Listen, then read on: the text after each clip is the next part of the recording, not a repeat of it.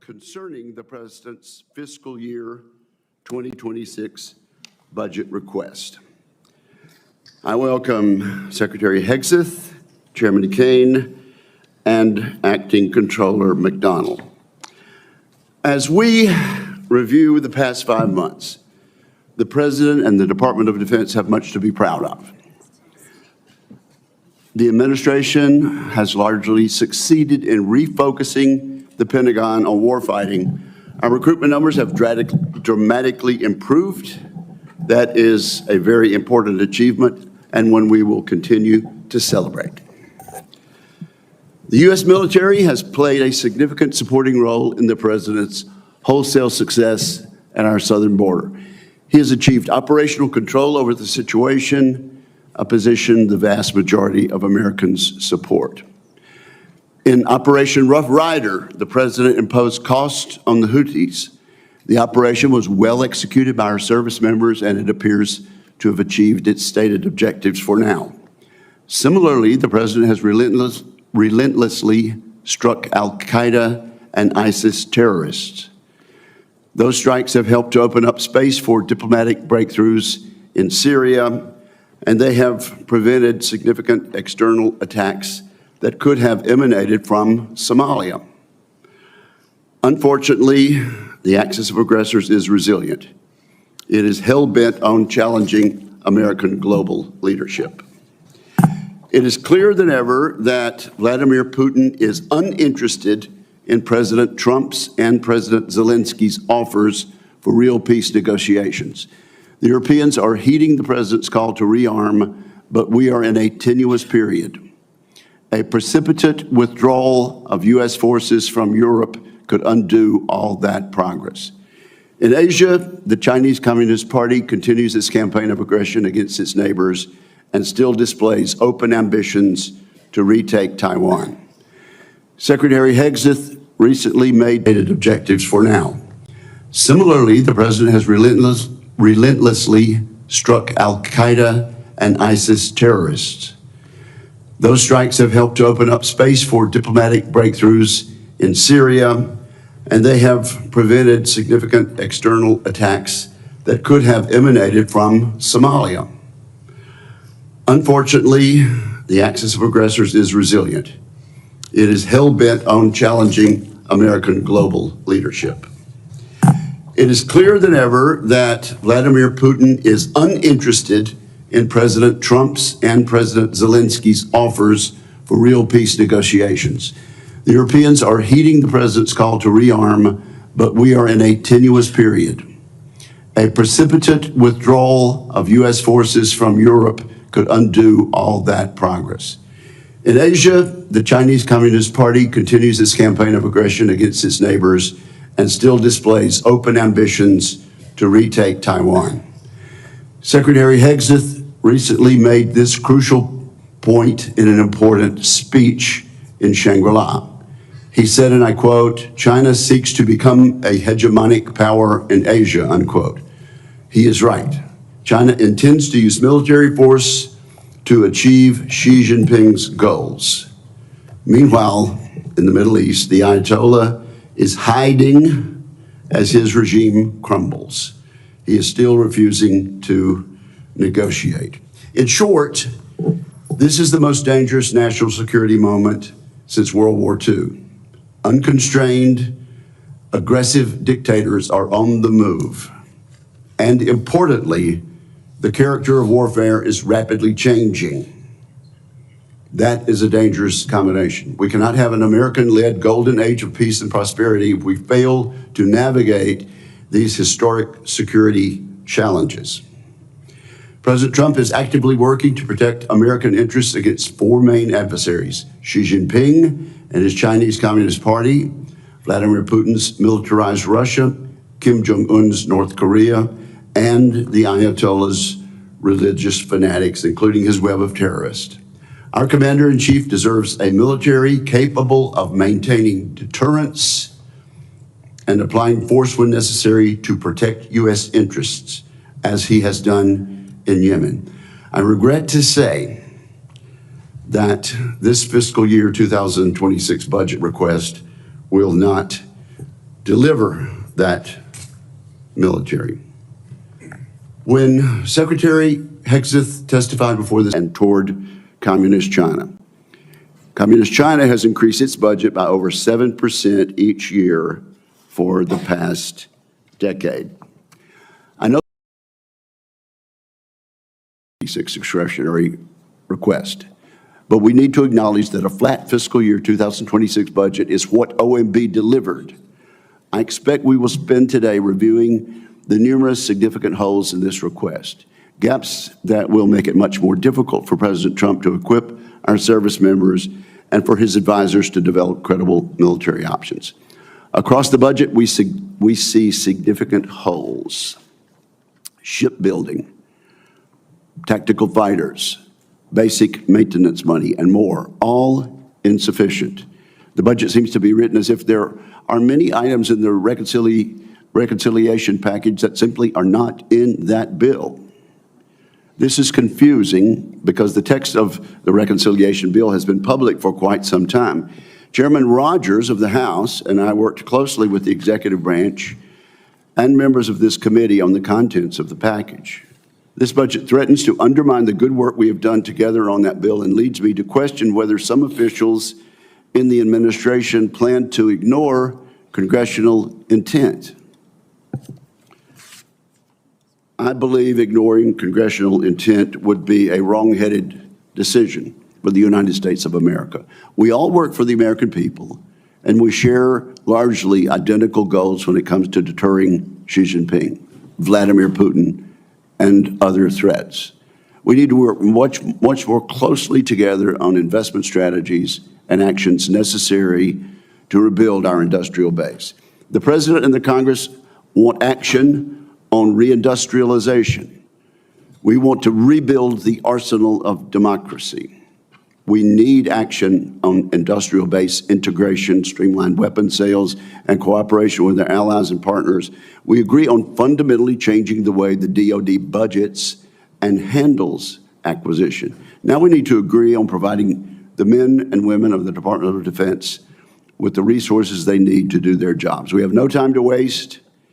We must commit to continued collaboration now. With that, I turn to my friend and colleague, Senator Reid, for his remarks. Well, thank you very much, Mr. Chairman. Mr. Secretary, General Caine, Ms. McDougall, welcome. Mr. Secretary, as the Chairman has said, this is a dangerous moment. Missiles are striking cities across Israel and Iran, threatening to ignite a regional war.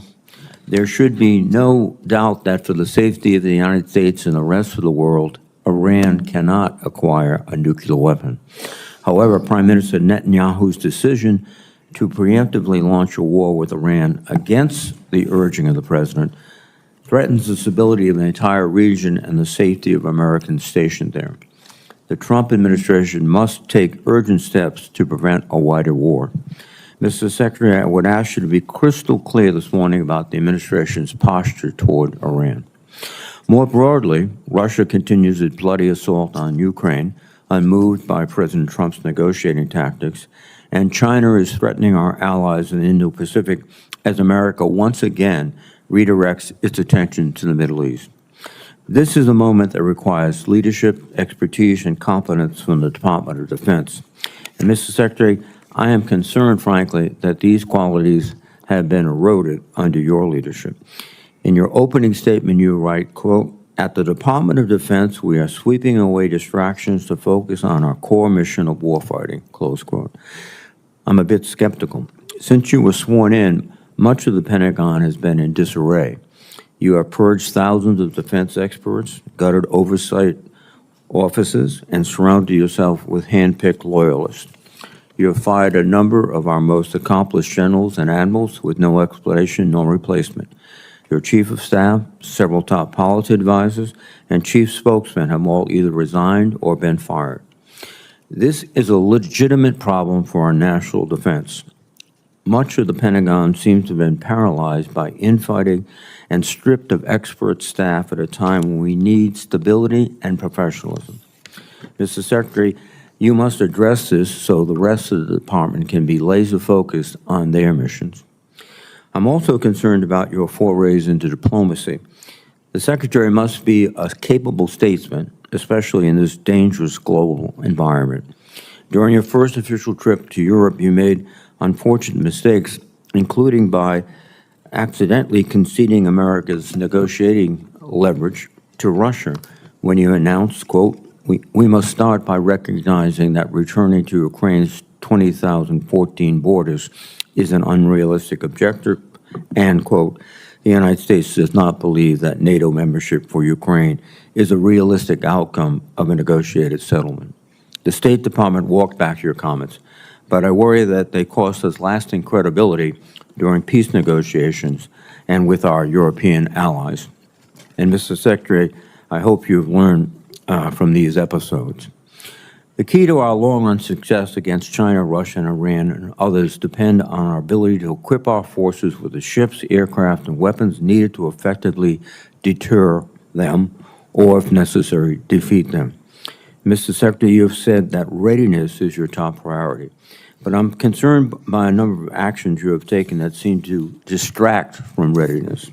For example, you're in the process of firing 8% of the defense workforce, or 75,000 employees, and you recently gutted the Office of the Director of Operational Tests and Evaluation, which is responsible for testing new weapons and platforms for warfighters. You have argued that these cuts were needed to eliminate wasteful spending, but you have simultaneously pledged hundreds of millions of dollars to convert a second-hand Qatari jet to be Air Force One. These decisions do not seem to align with readiness.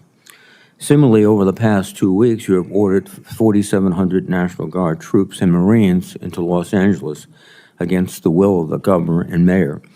These forces are in addition to the 13,000 troops you have deployed to the southern border, and separate from the 20,000 National Guard troops requested by DHS to help ICE conduct, quote, interior immigration efforts.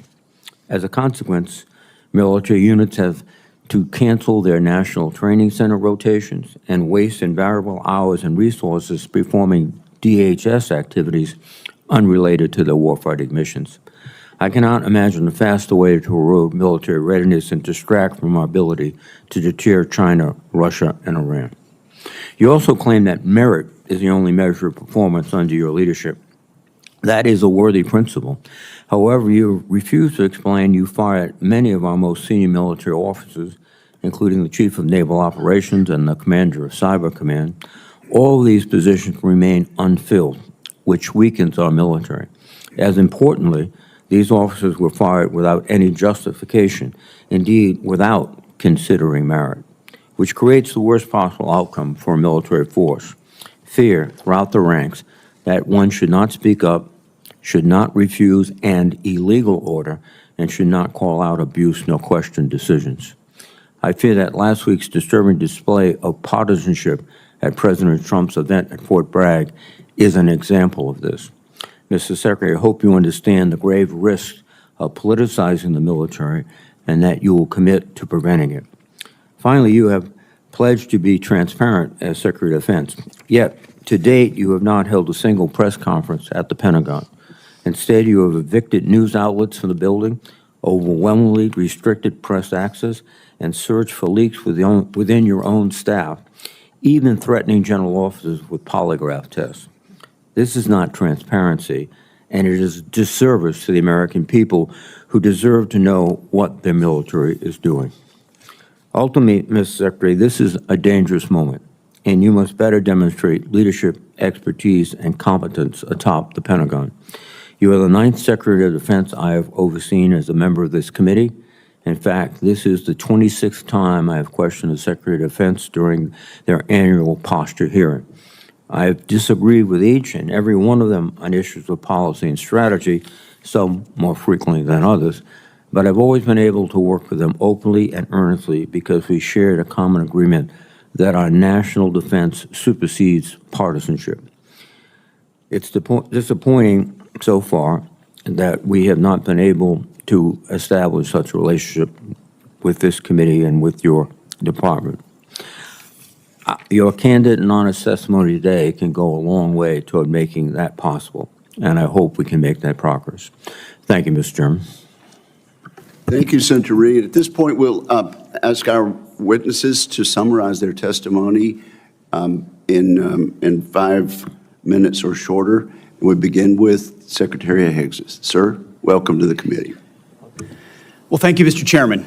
Ranking Member Reed, distinguished members of the committee, we appreciate the opportunity to testify in full support of President Trump's proposed fiscal year 26 budget for the Department of Defense.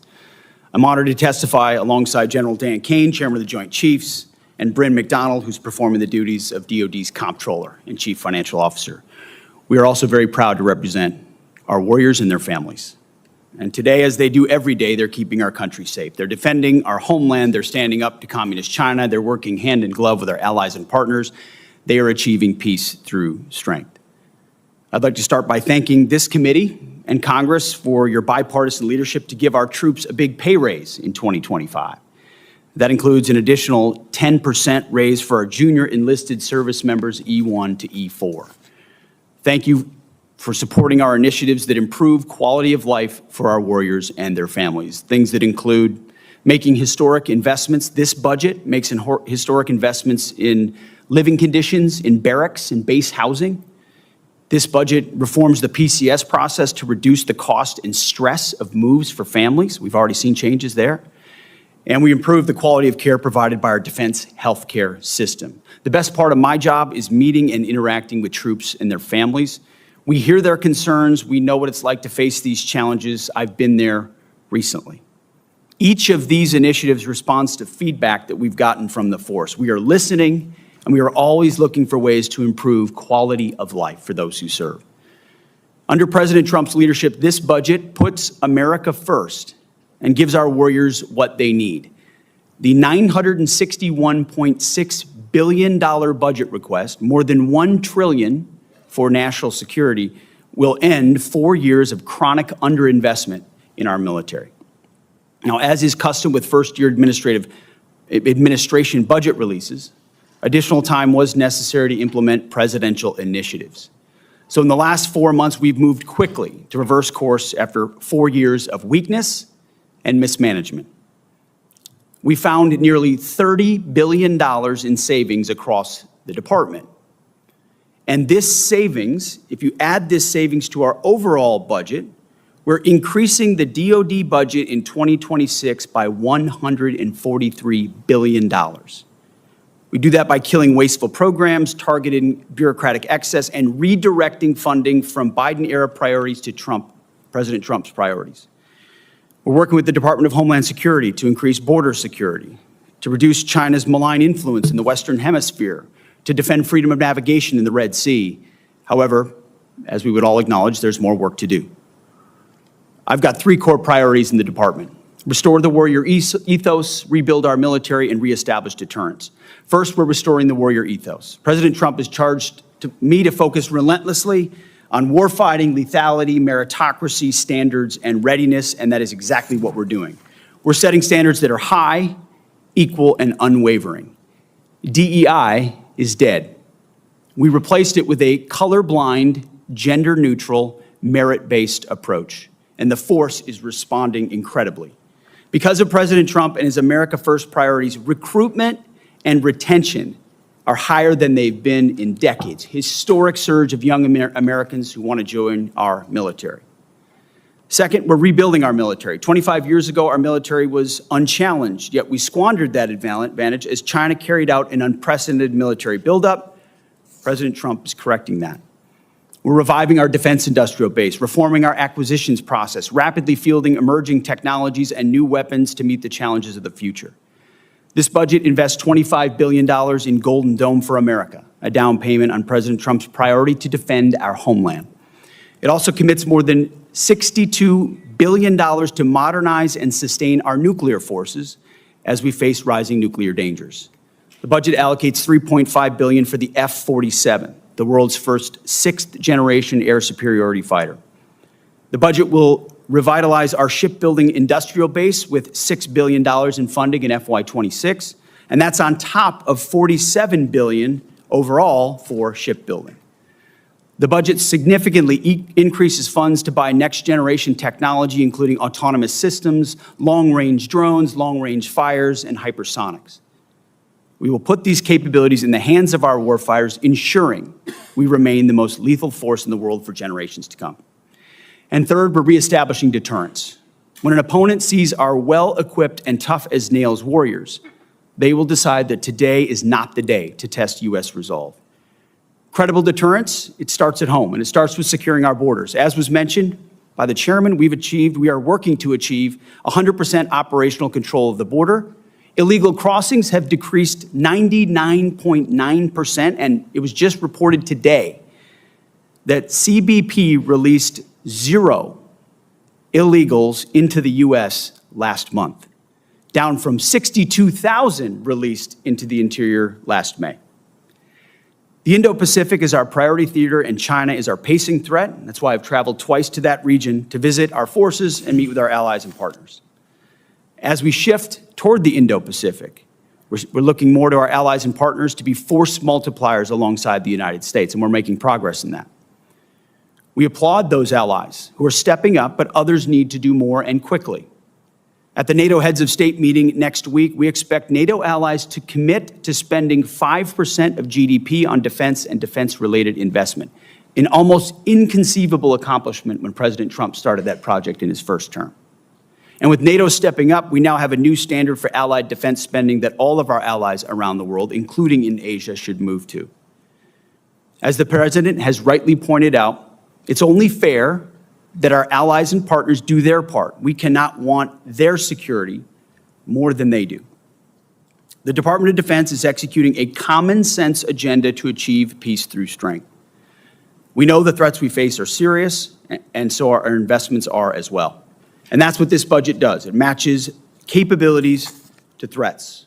We long for peace, so we prepare for war. We must overcome decades of neglect and decline. We must fortify our position as the world's most lethal fighting force, and we have to act fast because our opponents are. This committee is our critical partner. We appreciate your leadership and oversight, which is essential. And I look forward to accomplishing these goals to achieve peace through strength, support our warriors, protect our citizens and our taxpayers together with you. May God grant us the wisdom to see what is right and the courage to do it. Thank you. Thank you, Mr. Secretary. General Caine, do you wish to summarize your testimony? Yes, sir. Good morning. Recognized for 5 minutes, sir. Thank you, sir. I'll try to hit that target. Chairman Wicker, Ranking Member Reed, members of the committee, thank you for being here. I'm honored to join Secretary Hegseth and Ms. Bryn McDonald to appear before you today to testify on the President's fiscal year 26 budget. Today's hearing reflects our shared commitment to maximize efficiency, accountability of our taxpayers' dollars, and ensuring every expenditure increases the lethality and survivability of your joint force, providing our warfighters with the advanced capabilities and cutting-edge technology required to dominate our adversaries. I have deep gratitude for everyone in this room and our shared commitment to help deliver the capability and capacity that the joint force needs. That goes to our civilians and their families as we work to deliver peace through overwhelming strength. And I want to echo the Secretary's comments regarding our brave men and women serving abroad today. It's my responsibility as chairman to understand, advise, and integrate our joint force to confront and manage the risks worldwide. This demands a comprehensive understanding of every domain, across every service, and across every region, across all time horizons. It also requires making and advocating for difficult decisions that prioritize the finite taxpayer resources that we have in order to ensure the greatest impact and capability for our warfighters. The President's budget enables the joint force to defend our great nation from adversaries seeking to do us harm. And we're relentless in the pursuit of innovation and technologies that allows us to hopefully deter, but if need be, win on battlefields of the future.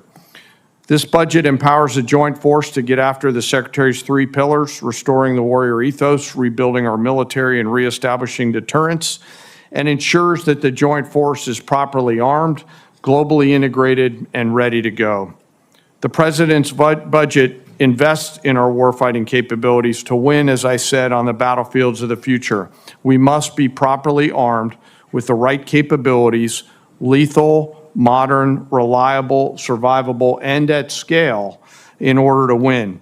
Victory requires people and platforms that overmatch the enemy's systems and work under the harshest conditions to ensure our decisive edge.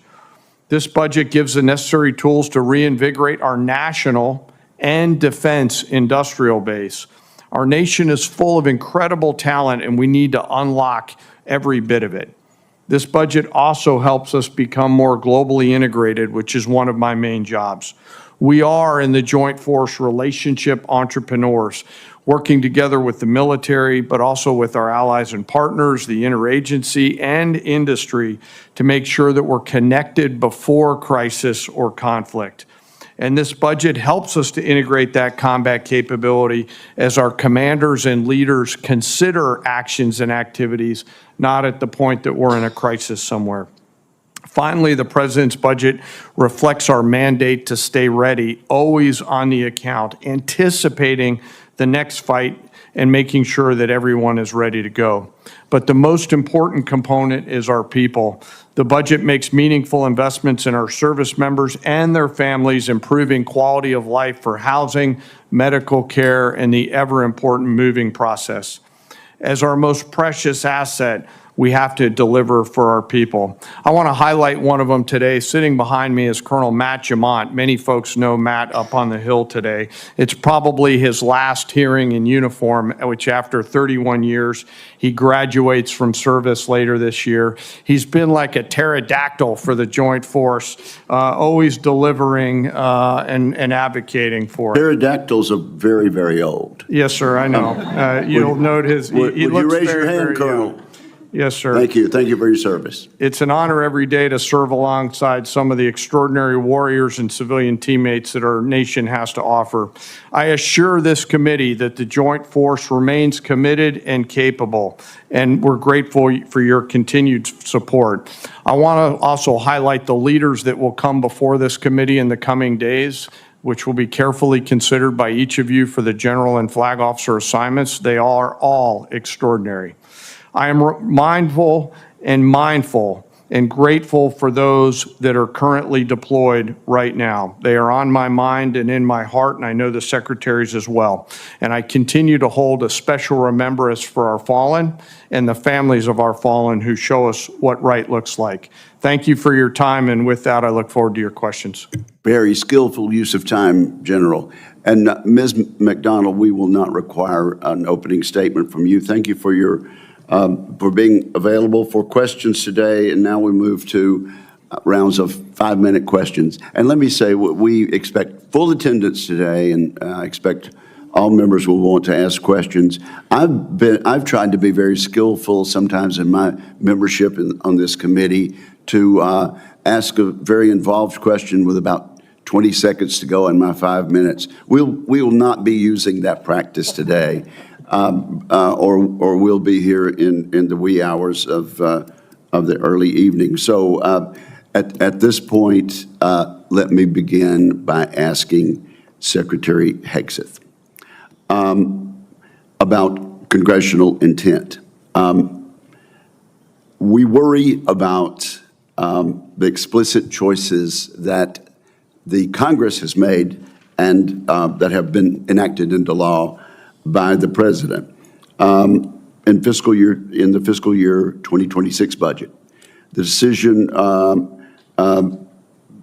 came to us surprisingly to zero out destroyers, even though Congress intended for reconciliation to give the industrial base stability with a third DDG in fiscal years 2027 and in 2029.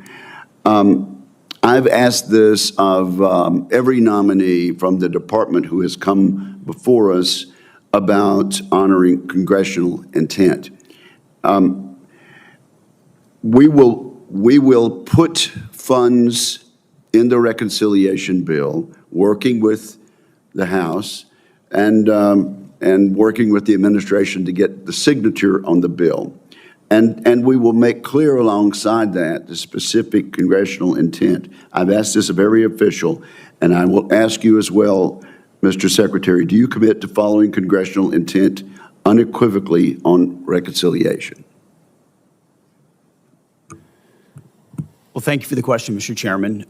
Yes, our team looks forward to working with this committee, both through the budget process and reconciliation, and would acknowledge, just as a starting point of the conversation, that we are looking at 2 bills and 1 budget at the Defense Department. So as we have discussions about allocation, we may sometimes be talking about different numbers because of that, but from our perspective, we built a budget tied to $960 billion. Are you qualifying your explicit yes?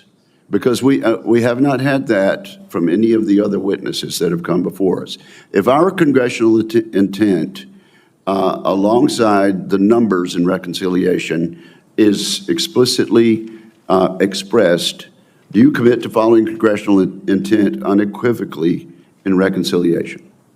Yes, we just wanted to clarify the entirety of the budget from our perspective. Well, thank you very much. Now, you said once before that, and I quoted in my opening statement, Mr. Secretary, that going below 3% of GDP would be very dangerous. That was your testimony in January.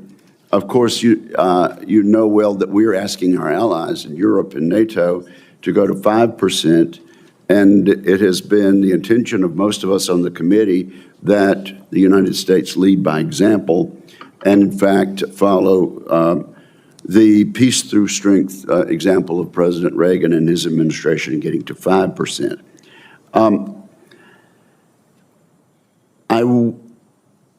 I understand that if you put reconciliation and the budget requests together for this year, it exceeds 3%.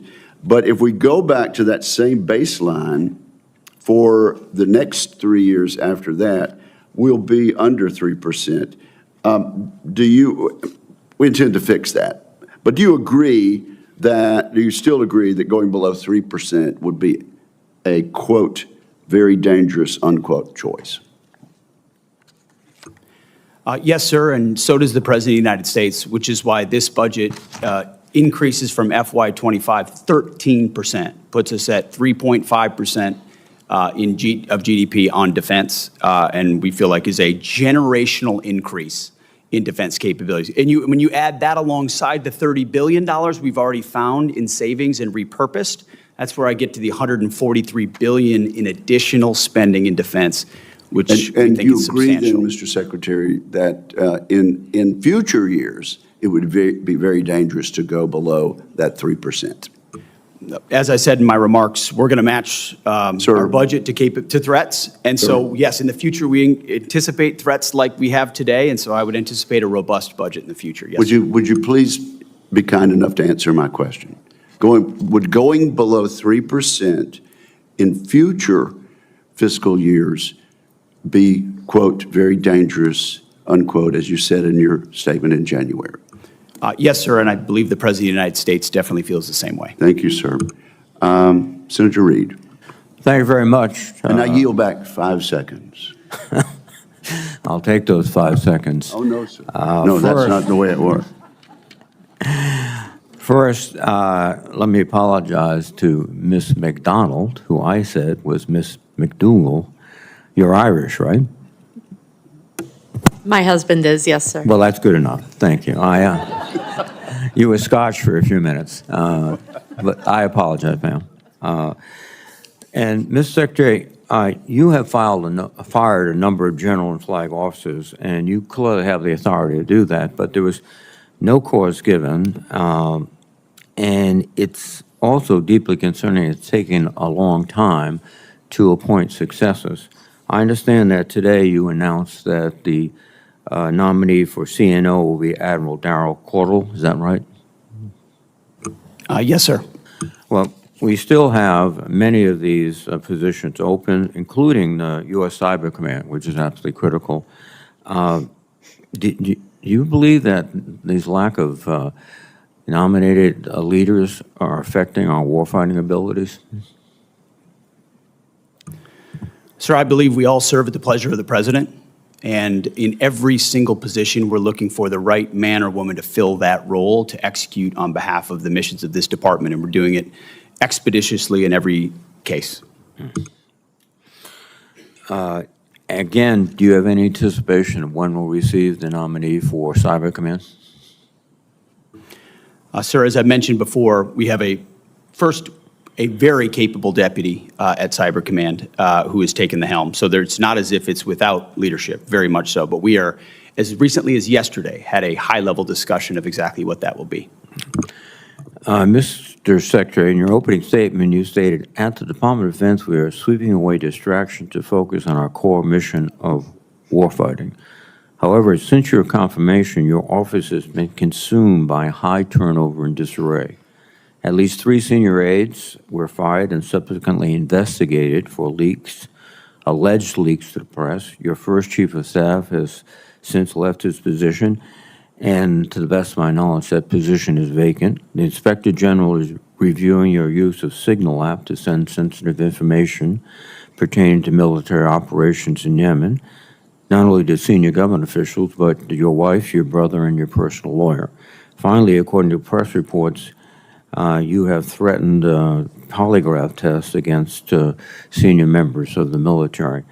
As I said in my opening statement, this is a dangerous world. You know that. And this turmoil in your own office is not contributing, I think, to the clarity and thoughtfulness and decisiveness necessary.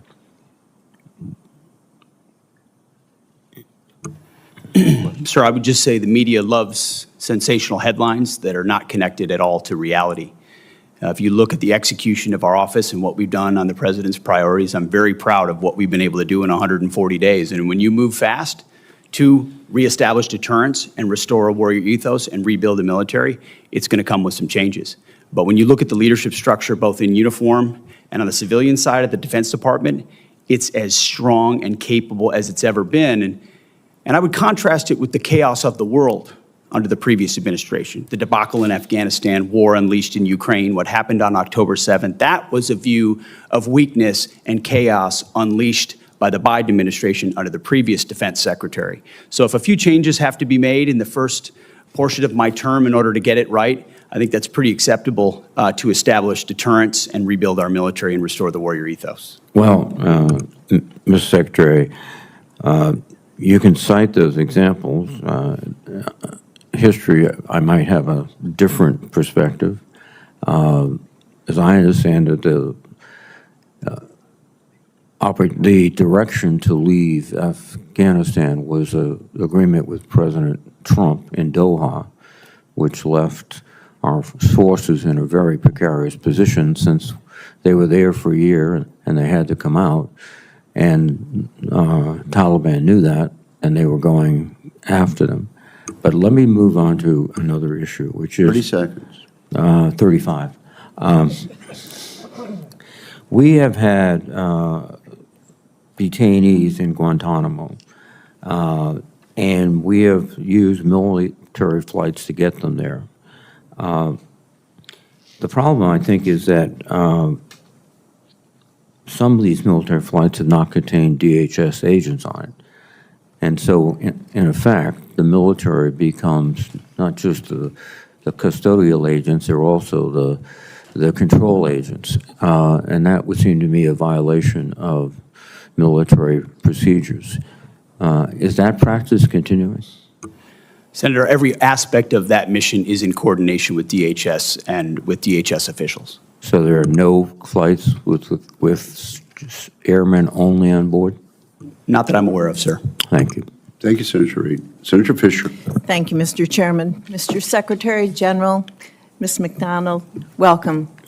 I serve on both the Armed Services and the Appropriations Committees, and every year we legislate annual authorization and appropriation bills that provide the policies and the funding for the department. While I'm confident we will do so again this year, the administration has made this process more difficult by delaying the delivery of budget materials to Congress. Mr. Secretary and General Caine, I've appreciated our previous discussions about the need to modernize our nuclear triad and to provide the President with additional options for regional nuclear deterrence. And to achieve this, we must have sustained and predictable funding within the Department's base budget.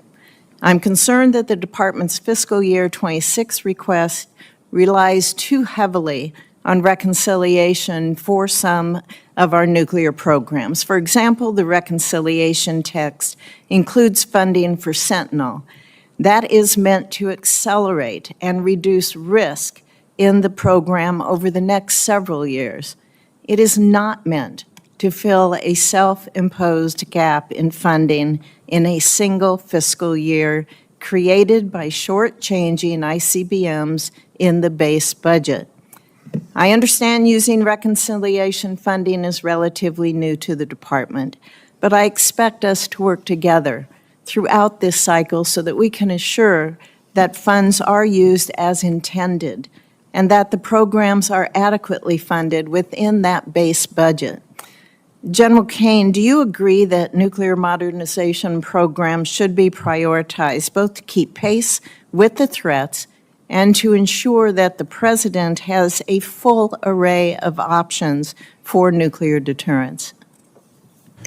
I do, Senator, and appreciate your leadership on ensuring that we've got the tools that we need to deliver for the triad of the future.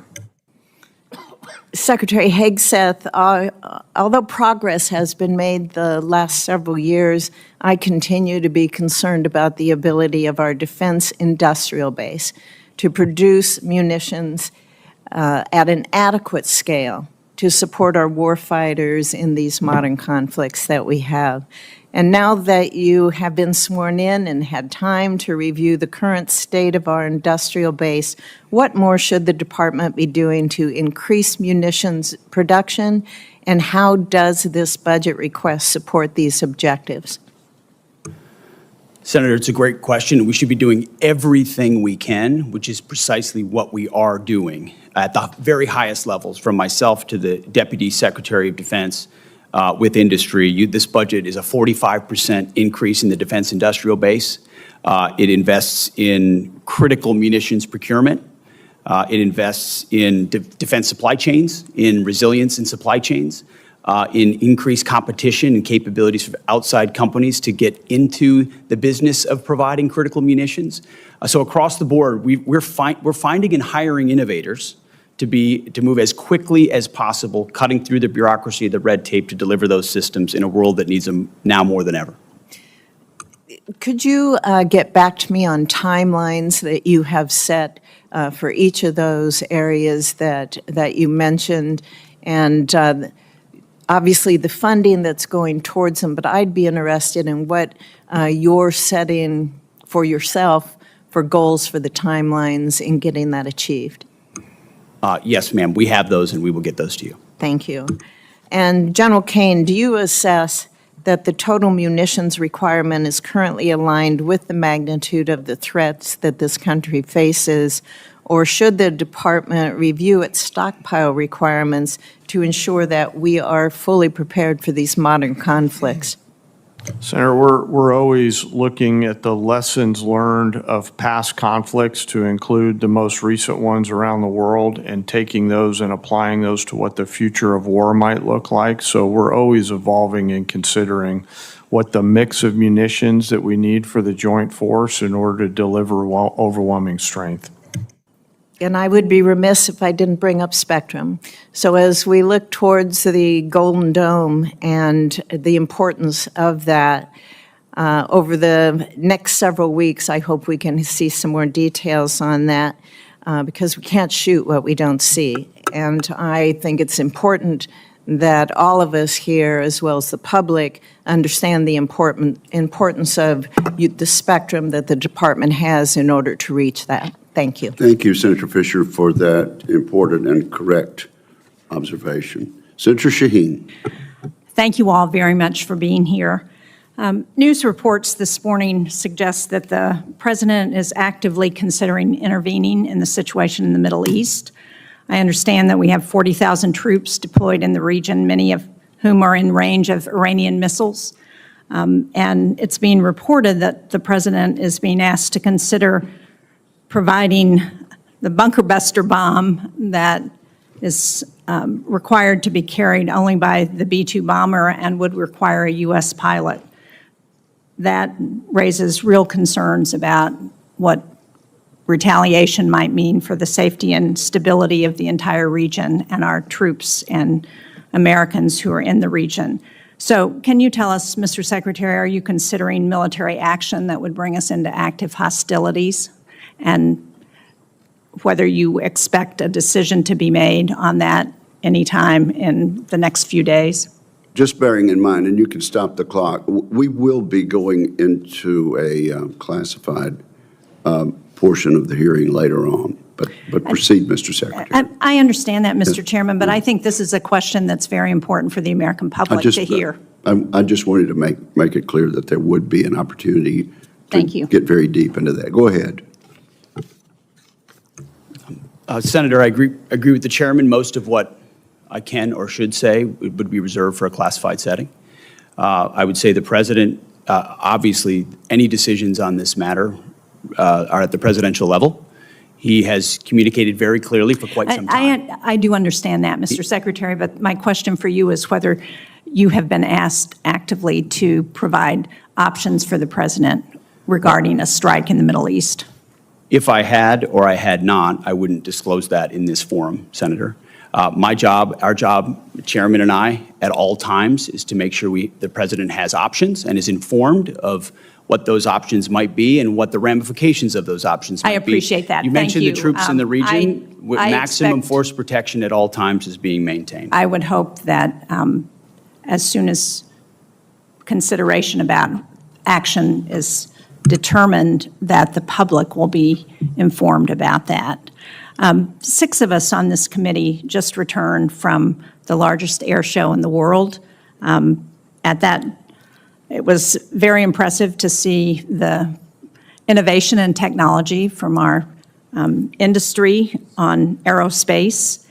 And one of the concerns that I heard from many of the companies that I talked to was about the potential to partner with our allies and partners for innovation, for co-production.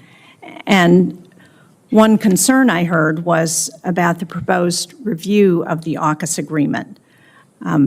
That's after the Australian government has already contributed $500 million to our submarine industrial base, and American and UK shipbuilders have made capital investments to support the increased demand. So do you disagree with the position that President Trump has taken about AUKUS, that we should move forward? And what is the review expected to produce? Well, Senator, I think reviews are always prudent, but those reviews actually come after conversations I've had with the Minister of Defense, Healy, in the UK, and Marles in Australia. Long personal conversations about the status of this arrangement, both aspects of it.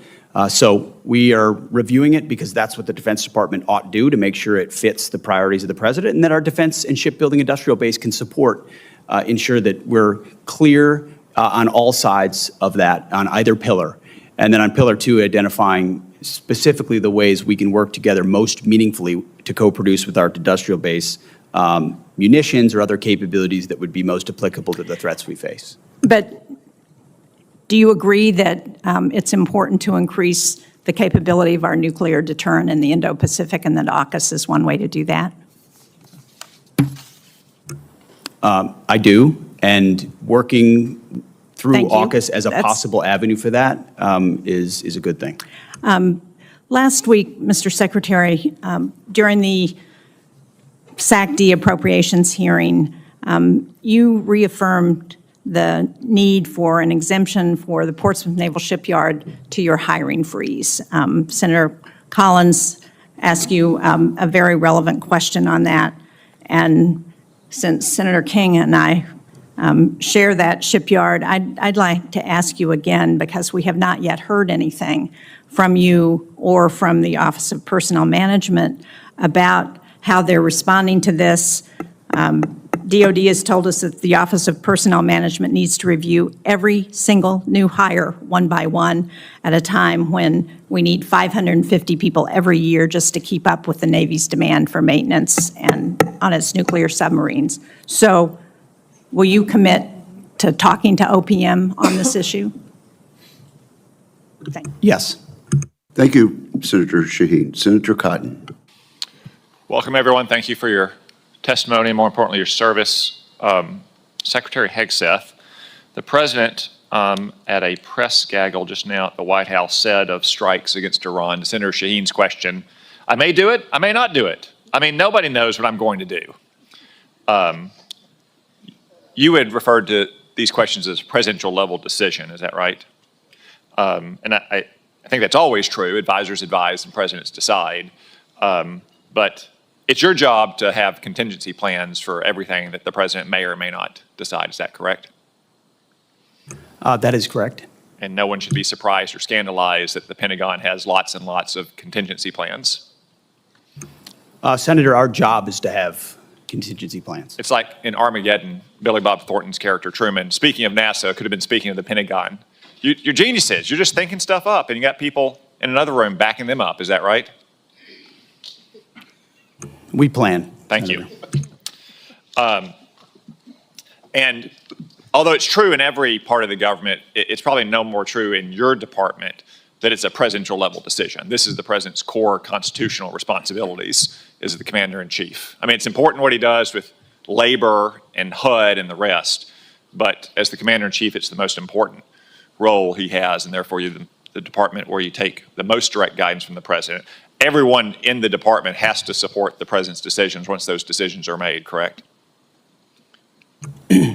Correct, Senator. As I've said, there's only one person that was elected president of the United States. Yeah. And the American people elected him to make these decisions on their behalf. And if and when those decisions are made, the department is prepared to execute. And I know that you welcome and have robust policy debates in the department, and no doubt you have very differing views on many questions, whether it's what to do with Iran or what kind of aircraft or ships we need to build or what the quality of commissaries are on our bases, and that's welcome. You need that kind of robust debate to make the right recommendations.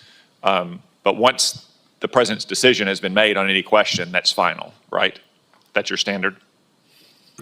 The president welcomes, I've watched it in real time, views on all issues from all aspects. But yes, once those have been represented, intelligence is represented, options represented, upsides, downsides, threats, of course, when the president makes a call as the commander-in-chief, we will execute. Well, thank you, because I know there was some controversy earlier this year inside the department, and not everyone seemed to be on the same page that you and the president are after presidential decisions had been made, and you had to make some tough decisions there. And I commend you for those decisions. I think you did the right thing. You have to make sure that everyone stays on the same page and everyone supports presidential decisions. One decision I also want to call out, since we haven't spoken about it here, and I'm not sure we will, and I want to commend you for as well and commend your team, is the redesignation of base names for Army bases. In the summer of 2020, as a Jacobin fever swept the country during the BLM riots, it was decided to rename several Army bases. To be honest with you, I think most soldiers serving those bases didn't even know who they were named after. They just had fond recollections for decades of their time at Fort Benning or Fort Bragg or other places. And I think now you've completed the effort to redesignate those names, those bases, to the names that so many generations of soldiers served at for new American heroes. Is that right? Yes, all of the previous names for the U.S. Army installations have been returned. Well, thank you. I think that was an inspired approach. It complies with the law.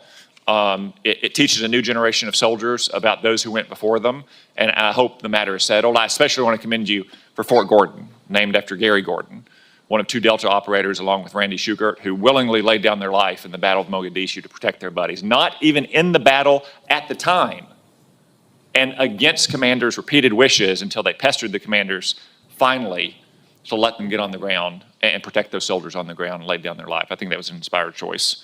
One final question. You'd said that everything needs to be on the table to address our munitions crisis. We all agree on this committee. We all have been working hard for many years on that. Private industry is very important, but you have your own organic industrial base. Ammunition plants, arsenals, depots, that's included in everything, right? That we need to look at every possible source to address every potential choke point in our munition supply chain. Every possible source. Thank you. General Caine, you agree with that, I presume, that our organic industrial base, especially the arsenals and ammunition plants and depots, are a solution to this problem, not a part of the problem or a relic of the past? I do, sir, and I'm aware of your letter to the Army on that matter, which I know they're looking at. Okay, thank you. Thank you. Thank you very much, Senator Cotton. Senator Gillibrand. Secretary Hegseth, this committee has had many hearings about the future of warfare and making sure that we have the complement of warfighters that we need to win any future wars and not focus on how we could have done better in the previous war. One of the areas where I have deep concern is cyber defense in this country. I'm concerned about cyber warfare. I'm concerned about cyber terrorism. I'm also concerned about the deployment of UAS, as we've seen being extremely powerful in the war in Ukraine. We've seen what Iran has done. So I'm concerned about our posture with regard to UAS and a defensive posture with regard to UAS attacks. I am very concerned about what happened over many of our military sites. Drone configurations hovering for weeks without response. No authorities to be able to track where those drones came from by the DoD to assess, are they Iranian, are they Chinese, are they Russian, are they on spy missions, what is their purpose? Inadequate authorities, inadequate defenses, inadequate technology. The Langley incursion is incomprehensible. On top of that, I'm very concerned that we are not investing in our cyber professionals, that we don't have enough cyber offense, enough cyber defense.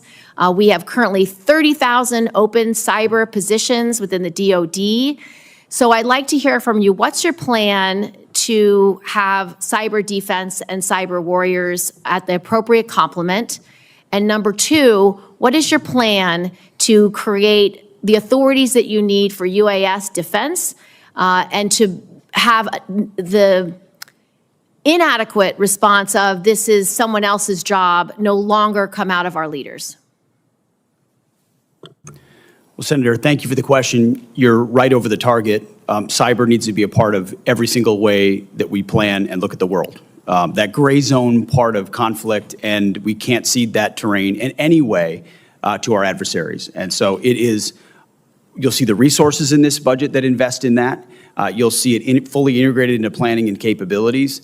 And what we're looking for in the next Cybercom and what we're looking for there, our Deputy Secretary of Defense is leading a charge to make sure it fits precisely what the world needs today. So we have a program that this committee supported in the last two NDAAs, which is a cyber academy to create a pipeline of young people who do cyber for service. So they get a state-of-the-art cyber education at over 600 schools around the country, and then they dedicate the number of years they had education to the Department of Defense or the intelligence community. And right now it is not being funded. And right now, because of the hiring freeze, these kids who have completed their degree under the Cyber Service Academy actually can't get a job at the DoD or the intelligence community, and they're either going to have to no longer serve, which was part of the program, or get employed somewhere else, but we lose them. So what are you doing to unplug this problem of not hiring these cyber professionals immediately because they are part of the cyber service program?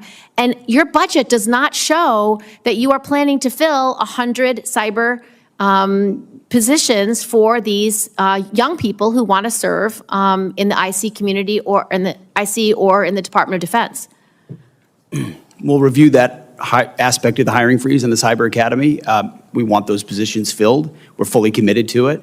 And then on counter UAS, which you mentioned, it is a reality of the modern battlefield, whether it's in Ukraine or elsewhere, that we have to fully account for and address as aggressively as possible. And you have my assurances at the highest levels, we are putting our best people in charge of ensuring we have counter-UAS systems that can match the threats of the future. I would like you to prepare for this committee 2 letters in response to these questions. 1, what are you going to do to fill the 1,000 slots for the Cyber Academy? And how are you going to get this hiring freeze taken care of? And 2, what is your plan for increased authorities, increased investment, appropriate review of UAS that hover over our military and nuclear sites? So this committee has a fulsome response from your whole team about how you will address these 2 problems. We will get that to you, Senator, and authorities, you are right, is a huge issue on counter-UAS It's something that we're going to Senator address. Cotton and I are committed to passing. We both serve on intelligence and armed services, and so we share the urgency on this issue. And so, Mr. Secretary, you'll submit those letters for the record. Thank you, sir. Thank you, Senator Gillibrand. Senator Rounds. Thank you, Mr. Chairman. To all of you, first of all, thank you for your service to our country. I have heard now from 25 senior department officials, including every service chief and 8 combatant commanders, that vacating the 3.1 to 3.45 gigahertz and the 7 to 8 gigahertz bands of the spectrum would have significantly negative consequences for our warfighting capabilities. Being forced to share these bands with commercial interests in a non-optimal way would have the same impact. General Caine, does the Joint Force have capabilities operating on the 3.1 to 3.45 band and the 7 to 8 bands of the spectrum, which would be used in a conflict with China? We do, Senator, yes. And would those capabilities be negatively impacted if the Department of Defense were forced to share those bands with commercial users in a non-optimal manner? Sure, Senator, I think the key is non-optimal. I know there's some work going on around dynamic sharing that would minimize to an acceptable level the ability to frequency hop in and out of those particular bands that would not adversely impact the joint force. So, But as of today, there is no way to make it happen. not today, as you know, Senator, and I appreciate your leadership on this, but there's a lot of work going on in that space, sir.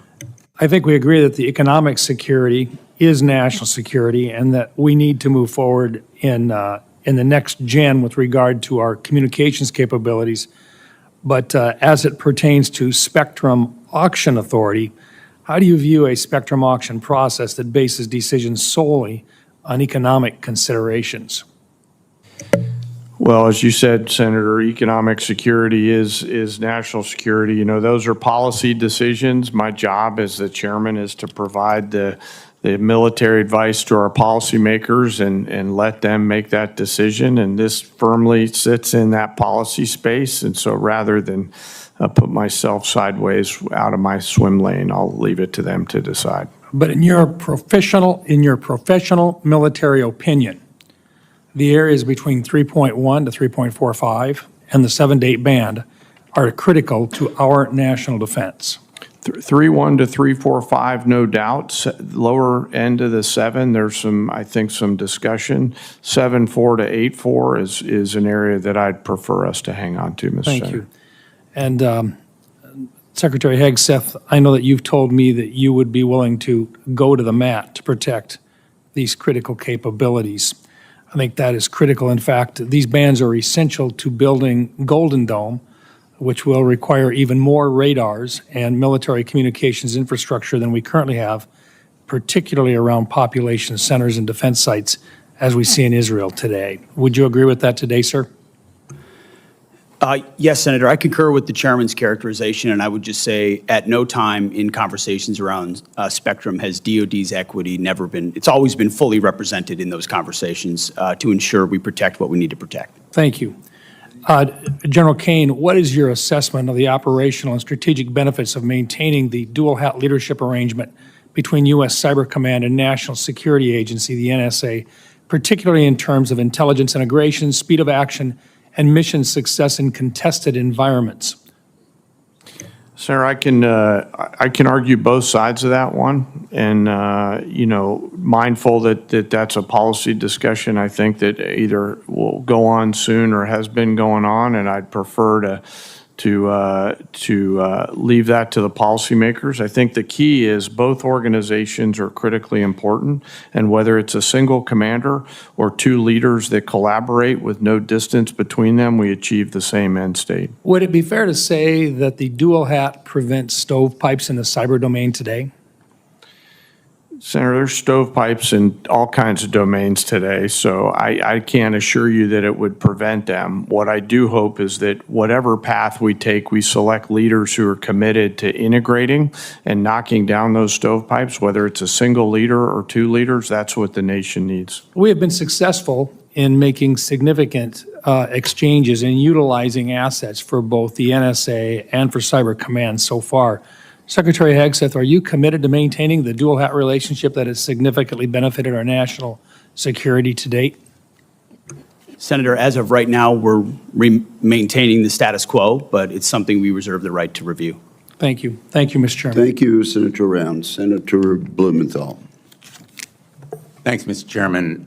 Secretary Hegseth, you've been asked about options for the use of force abroad. I want to ask about the use of our military at home. I have been deeply disturbed and alarmed by the use of active duty troops, Marines, in Los Angeles, and President Trump has made clear his intention to continue to use the military to suppress dissent and likely inflame tensions there and elsewhere, all under the guise of enforcing the law.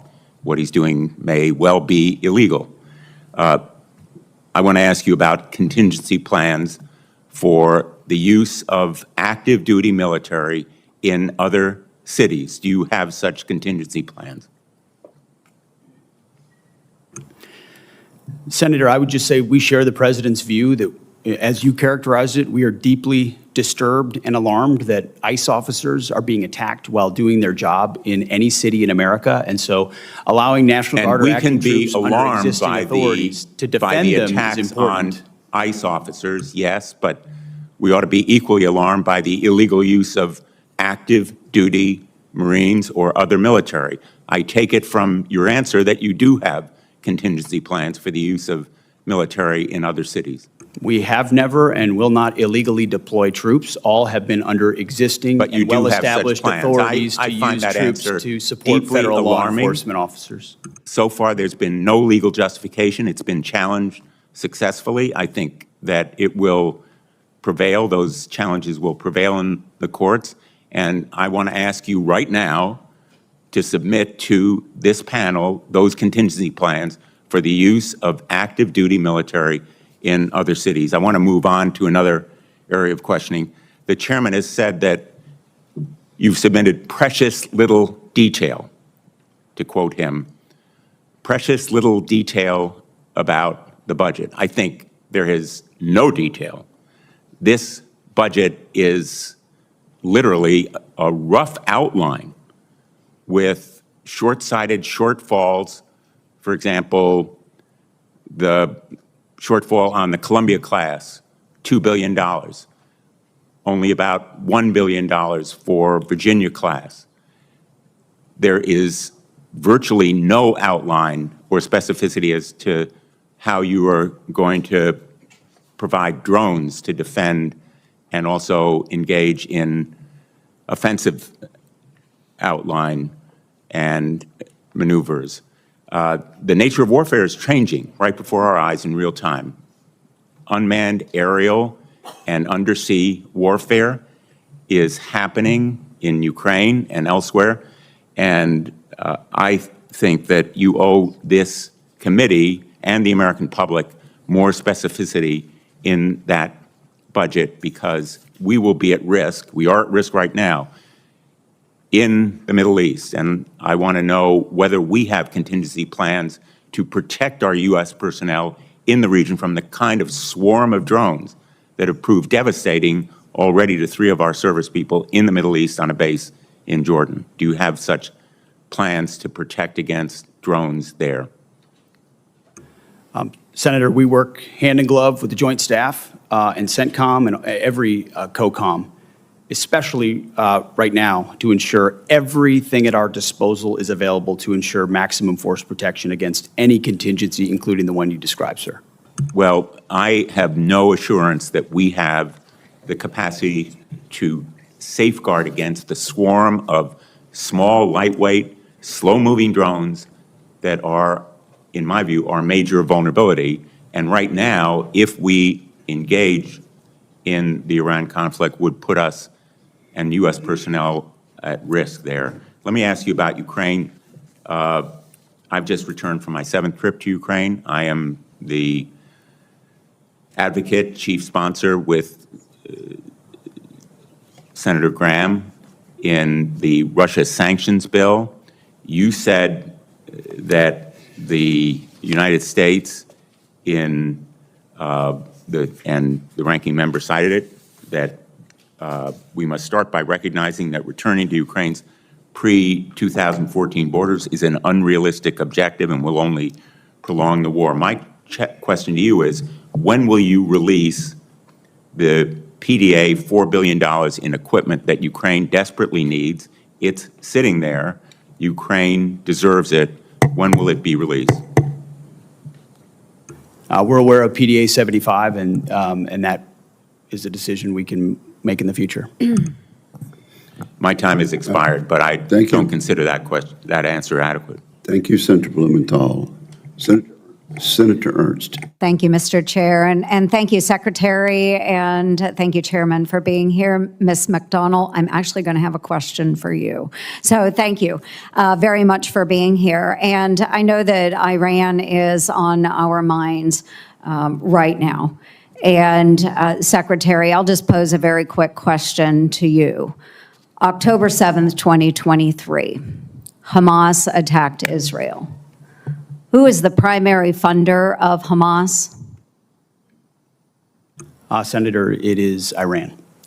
And who is the primary sponsor then that provides them with the weapons that they use to attack Israel?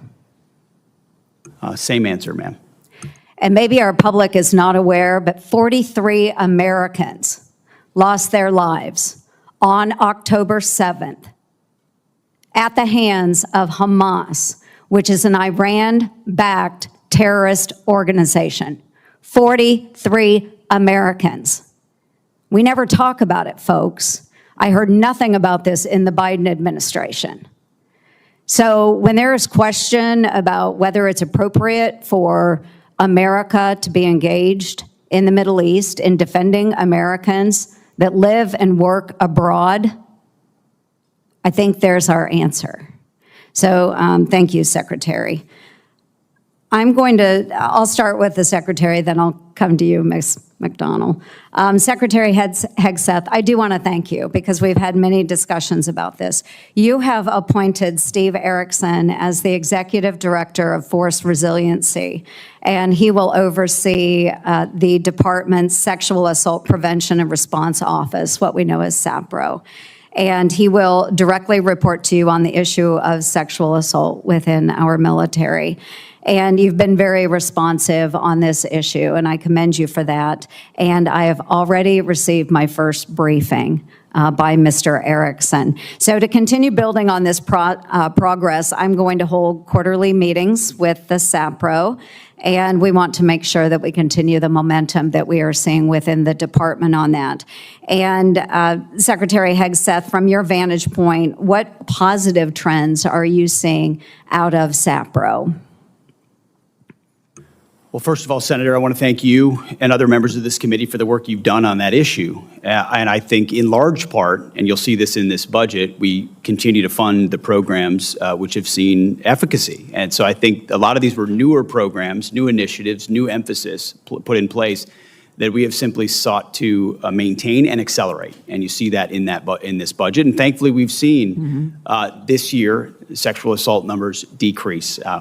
One is too many, as we've said before, but a decrease is a good trend to see. We want to continue that. Wonderful, and we'll continue working with the department on that. And And an amendment that I am going to propose for this year's NDAA would require quarterly briefings from the SAPRO for members of Congress, just as they do with suicide prevention.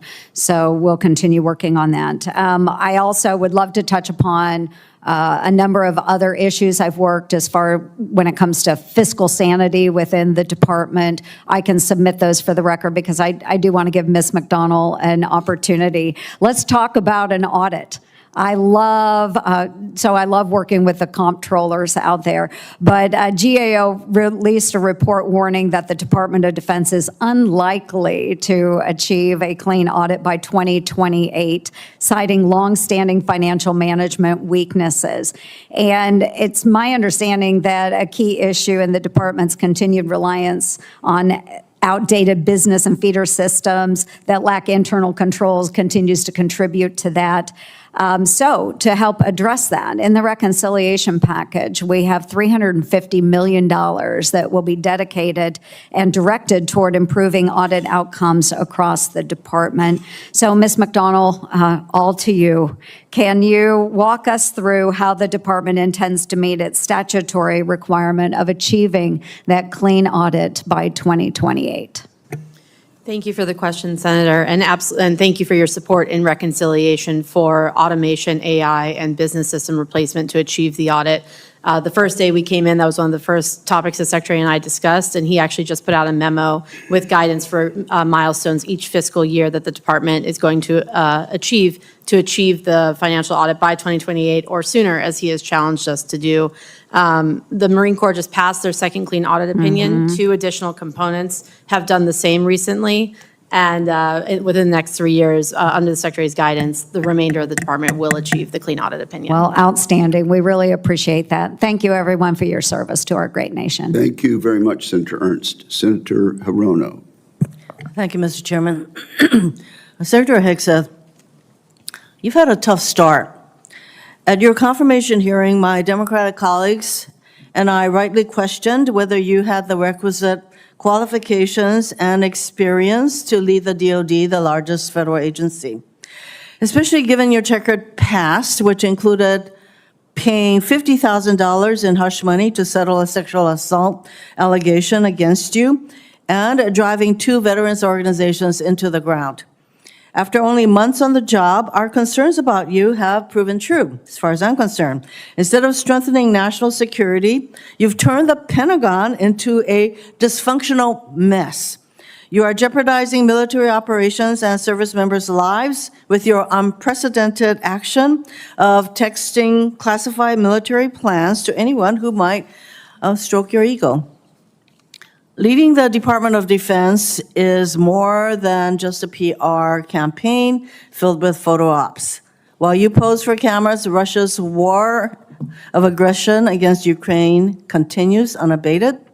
Israel and Iran are also at war, in large part because your boss tore up a multilateral agreement former President Obama brokered with the UK, France, Germany, China, and Russia that curbed Iran's nuclear program and ambitions.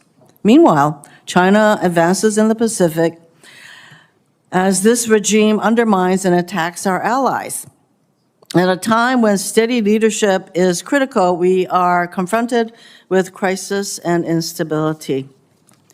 Mr. Secretary, close to 5,000 Marines and National Guards have been deployed to LA without the request or consent of the California governor or the Los Angeles mayor, Bass. Rather than calming the situation, this troop deployment is purposefully inflaming and escalates tensions. You claim lethality is your top priority. Do you plan to unleash this lethal force against U.S. citizens and civilians in LA and other cities?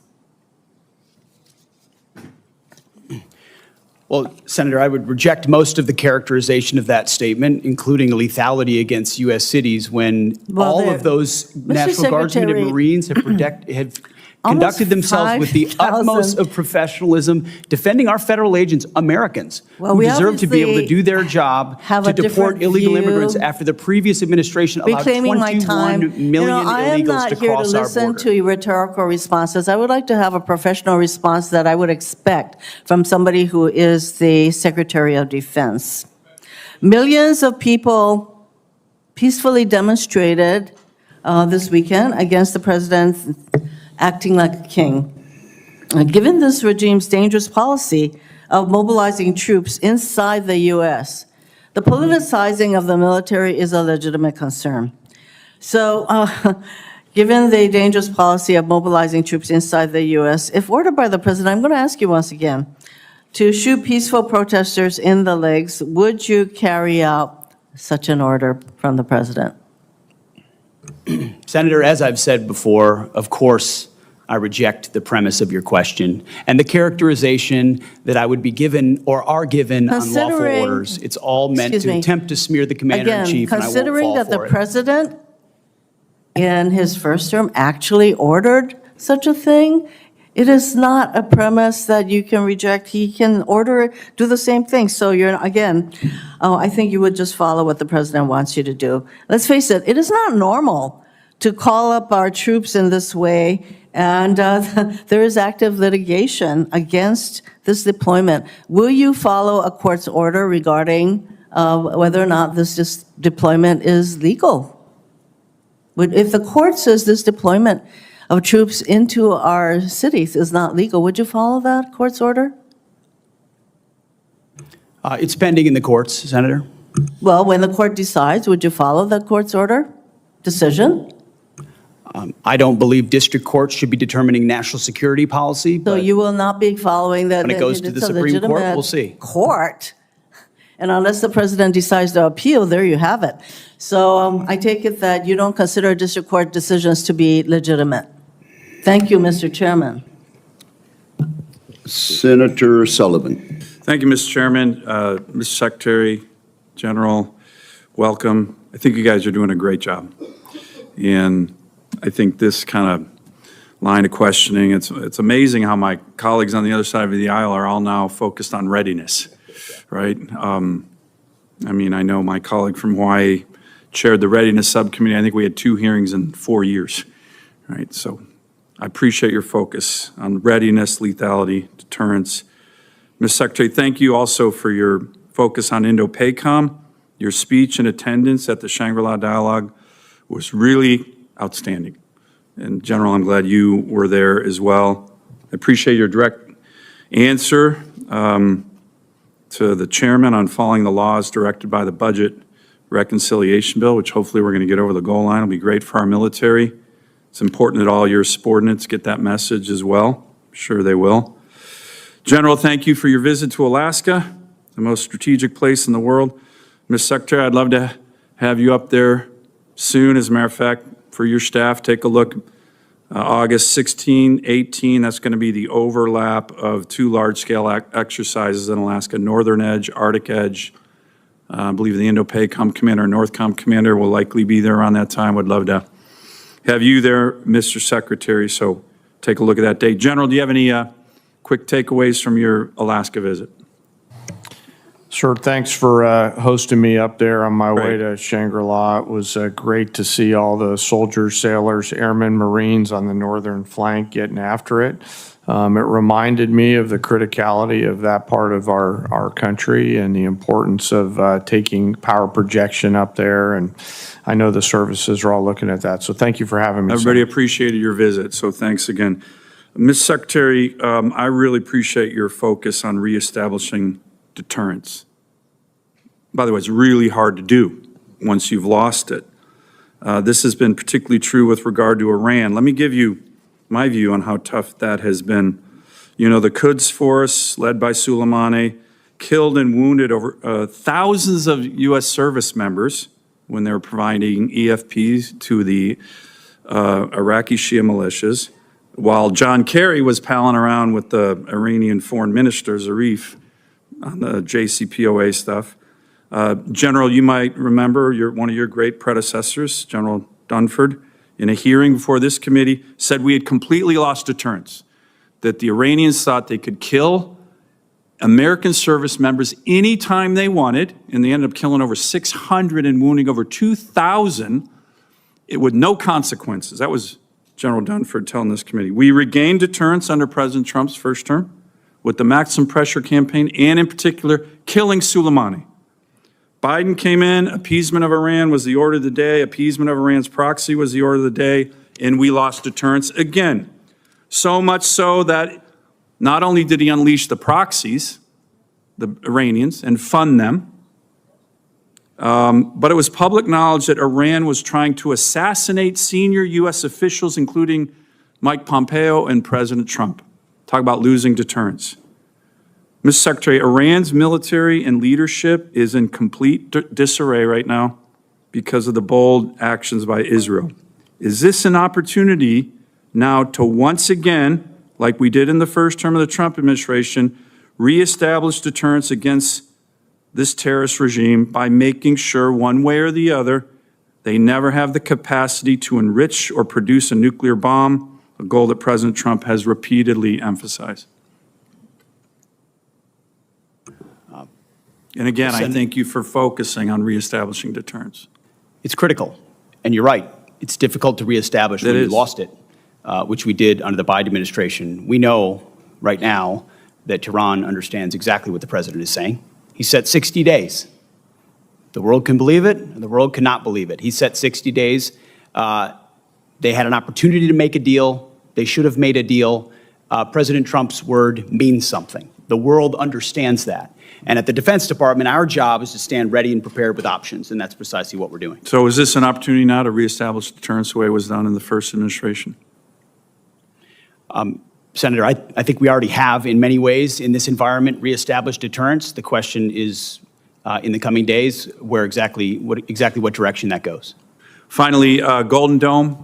We look forward to working with you. It was good to see you at the Oval Office. We have a great opportunity here. Presidential leadership, your leadership, budget reconciliation bill, $25 billion down payment. Senator Kramer and I will be introducing legislation with Senator Sheehy on this next week to firmly entrench our strategy. We've been working closely with DOD on Golden Dome in the law, and we look forward to continuing to work with you on that.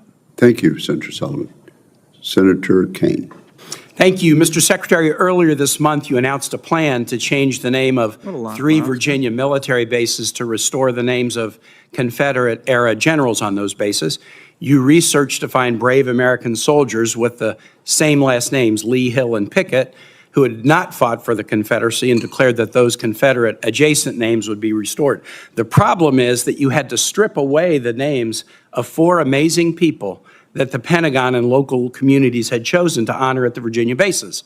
Van Barfoot, he was a Mississippi native, Mr. Chair, who came to Fort Pickett in the early 40s to train for war. He fought all over Europe in World War II.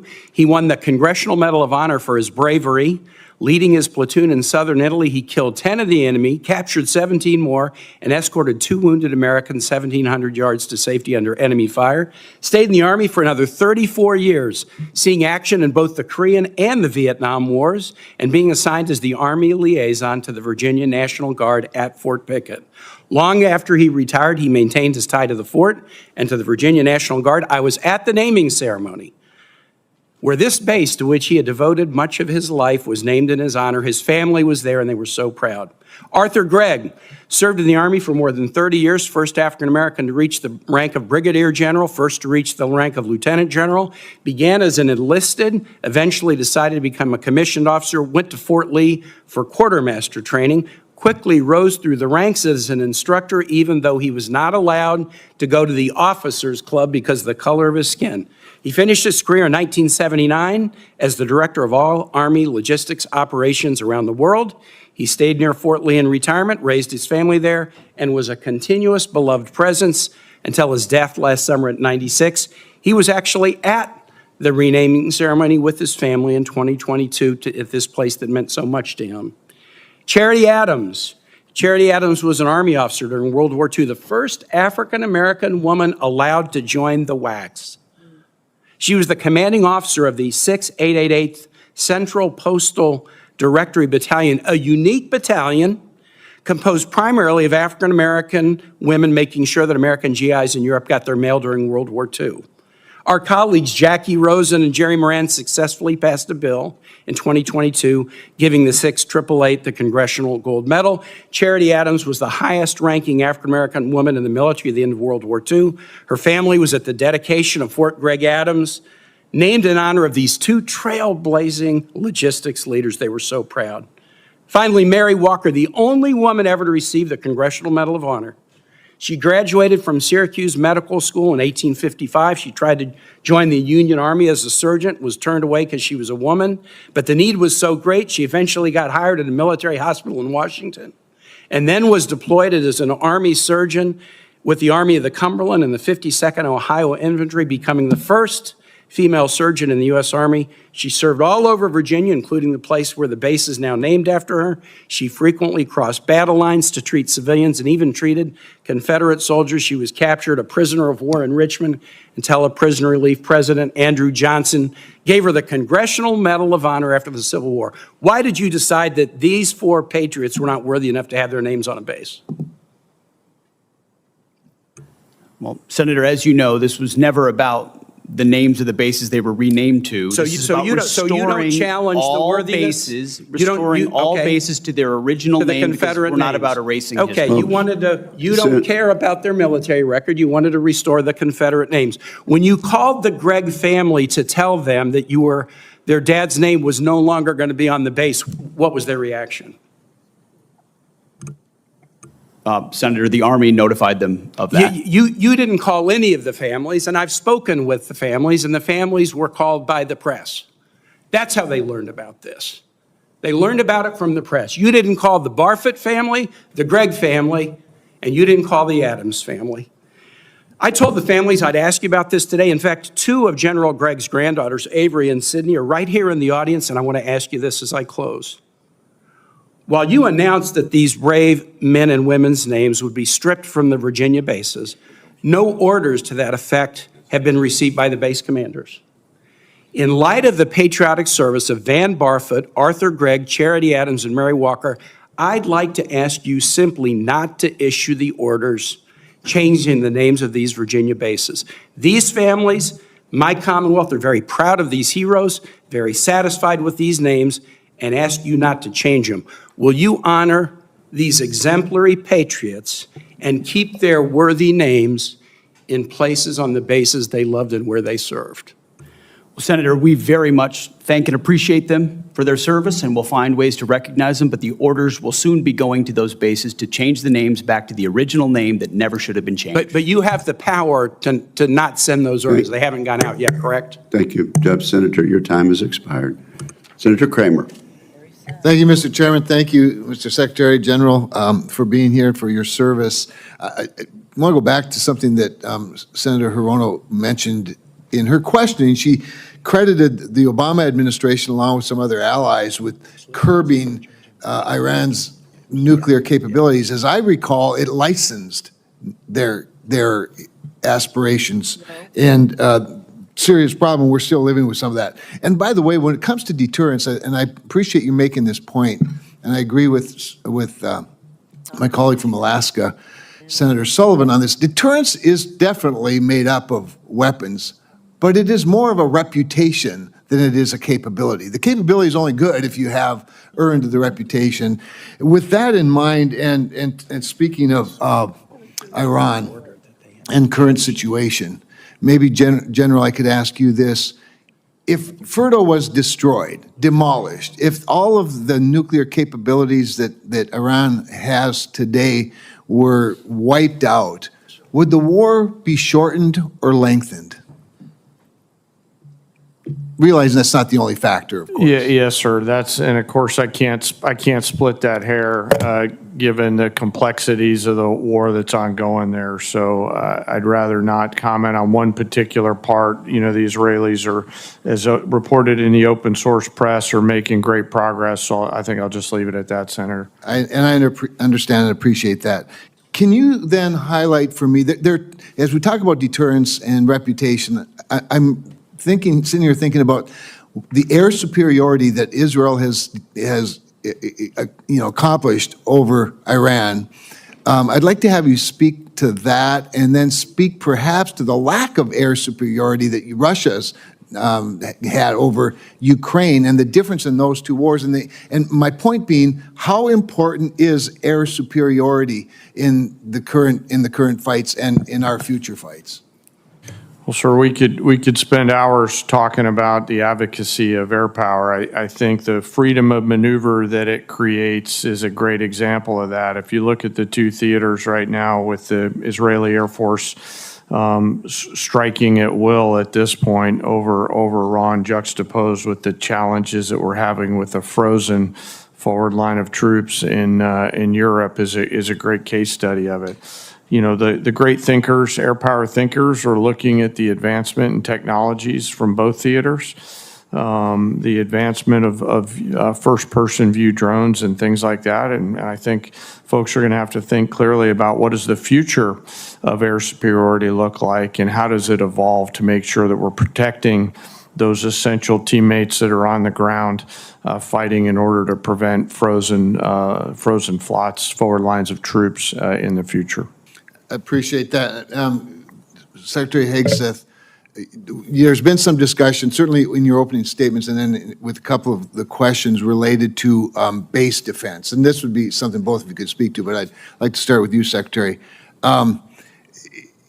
Obviously, we've seen some pretty spectacular displays of the ability to go deep, covertly deep within the enemy's territory and take out some pretty significant assets, both in Russia and in Iran.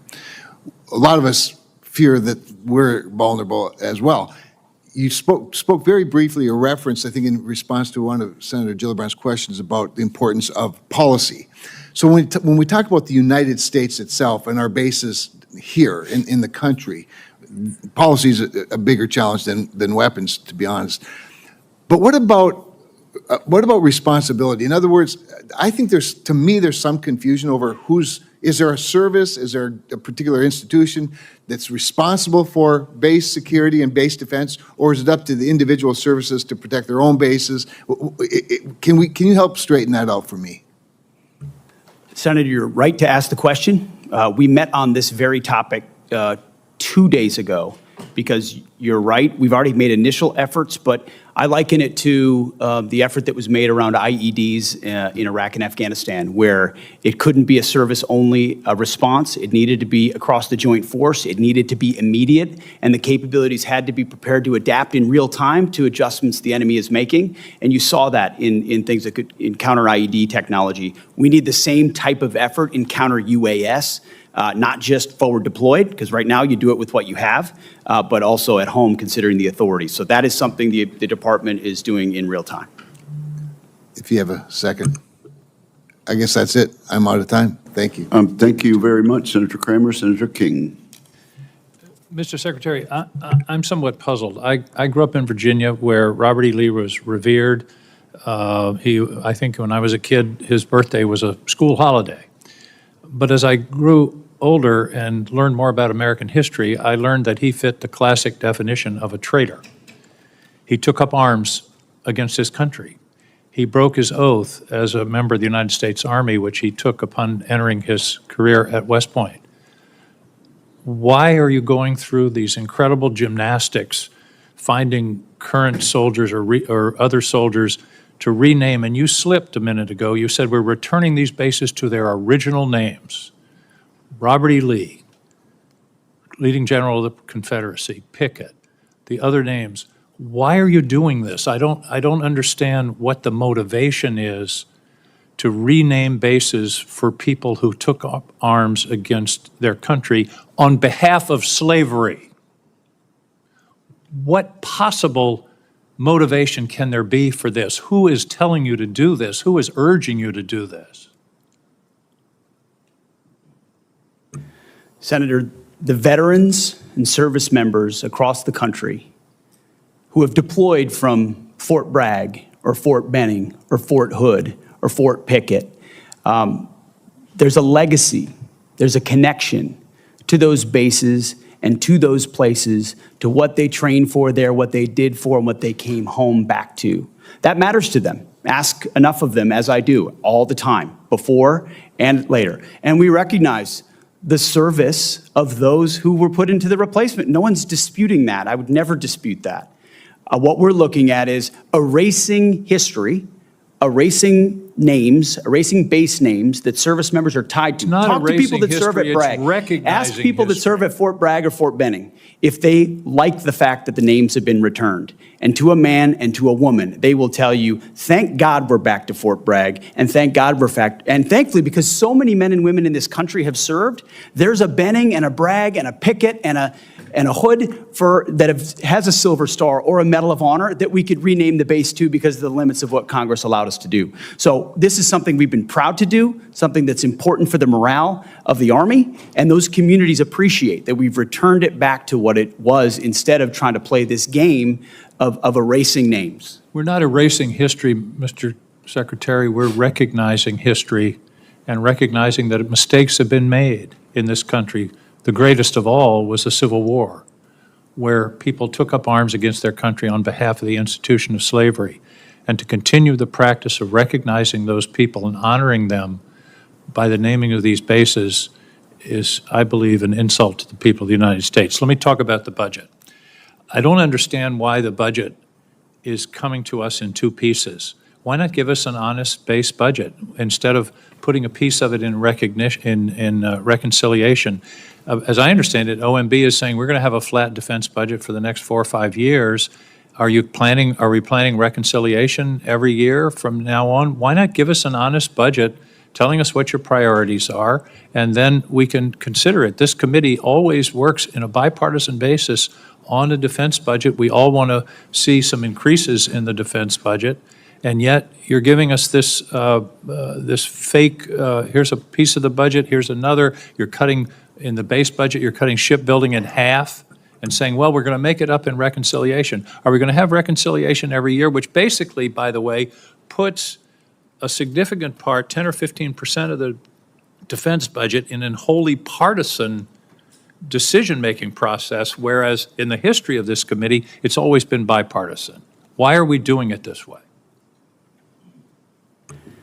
Senator, from our view, the budget number 961 meets the requirements and threats that we face. And That's not the number. The number is 892.6. You're adding reconciliation. That's my whole point. Why not give us a base budget of 961 or whatever the right number is, what you consider the right number, and then we can operate and make our decisions. Why do it in this bifurcated way that really is fooling the American people about what the defense budget is? We're not trying to fool anybody, sir. It's two bills, one budget. We're working with OMB, and we feel very comfortable with the number of 961 billion. Why don't you give us a straight-up budget for the Defense Department? That's my question. Senator, this is a straight-up budget for the Defense Department, and it's a 13% increase over what Joe Biden gave us. It is a two-part defense budget. Part of it is in reconciliation instead of in the budget that's being presented to this committee. This committee only has a partial review of the budget. I don't understand why we can't have an honest, straightforward budget instead of this son of Oko that you're putting over on us. Thank you, Mr. Chairman. Senator Scott. Thank you, Chairman. I want to thank each of you for being here, and I want to thank you for your dedication to the country, each of you. So, Secretary, you talked a little bit in your opening statement about China. So this committee, we've basically outlawed the use of Chinese drones by our government and our military. We have the ability now going forward that we won't even license them in this country. Can you just talk about, the importance of making sure that our military, we don't have Chinese products, whether it's drones, we don't buy Chinese drugs for our military, we don't allow China to buy farmland close to our military bases, we don't allow them to be involved in our electrical grid, bring in despicable foods into our commissaries. Can you talk about the importance of that when they have a government that wants to destroy everybody in this room's way of life? You're correct in what you're describing, Senator. We need to get smarter, faster. And that's the kind of urgency that we feel in the Defense Department. There's been a lot of talk about prioritization and pivoting and recognizing the size and scale and scope of the Chinese threat. And then there's doing everything possible inside your decision cycle to include how you posture, how you procure, how you plan to ensure that it's not reliant in any way. You don't have Achilles heels in any part of the process, whether it's critical munitions or it's critical minerals or it's any number of our weapon systems. I mean, you've heard the president say, Golden Dome, his big signature priority for the defending the homeland will be American-made, because we can't have systems like that dependent on what the Chinese could do about it later on. So we completely agree with you, and myself and the Deputy Secretary that's kind of an number one for us, is in making sure that what we source is sustainable. So if Communist China continues to build up their economy, do you think they'll continue to invest in their military? Yes, sir, and I think a lot of that spending is commingled. Right. And do you believe that that if the American public knew the risk of China and what you think about every day, that they would buy fewer Chinese products? Sure, sir, it's our job to think about that every day. If a lot of the information we saw were to be made public, there would probably be more urgency. Yes, sir. Do you think that we ought to be allowing Chinese companies to be able that support either the economy of China so they can build up a military, or companies that actually work with the Chinese military? Do you think they ought to be able to sell stocks in America? Senator, that's not really my lane, but I would say that the president is focused, especially through trade, on right-sizing a lot of those dynamics and making sure that American companies, American industries are protected and brought back to the United States. Okay. So whether it's Americans buying products that help China build their economy so they can build a military to try to defeat us, or whether it's buying Chinese drones or drugs or allowing them to buy farmland, you would recommend to the American public that we wake up and stop doing these things? Generally speaking, Senator, yes. Thank you. Senator Warren. Thank you, Mr. Chairman. So President Trump has deployed the National Guard and then the U.S. Marines to Los Angeles over the objections of state and local officials, saying that the troops are needed to support immigration detention operations that are being carried out by ICE. On Sunday night, the president threatened to deploy ICE agents to other cities around the country that he sees as, quote, the core of the Democrat power center, end quote, specifically mentioning Chicago and New York. Secretary Hegseth, if the president wanted to deploy Marines to Chicago and New York City like he did in Los Angeles, would you carry out that order even if the local governors and mayors objected? Well, Senator, because Governor Newsom was unwilling to address that's not my protecting question. federal law enforcement agents in Los Angeles, President Trump had all the authorities, and the Defense Department happily supported defending our ICE agents in the conduct of their job. They have the right, as Americans, to be able to do their job without being attacked by mobs. And we will protect them in that process. And if other states needed it, we would provide that. I know that you heard my question. So you would be willing to send troops if the president ordered it to Chicago, New York City? That's right. Well, thankfully, New York City, unlike California, unlike Gavin Newsom, is willing to step up and address the issue with their local law I will enforcement. take that as a yes. How about if the president says he wants to send troops to 15 cities? Would you be willing to do that?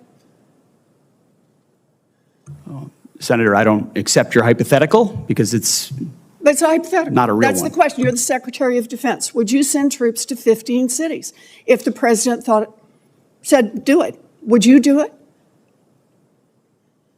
15 cities. Again, Senator, it's a complete hypothetical lacking any context Look, at all.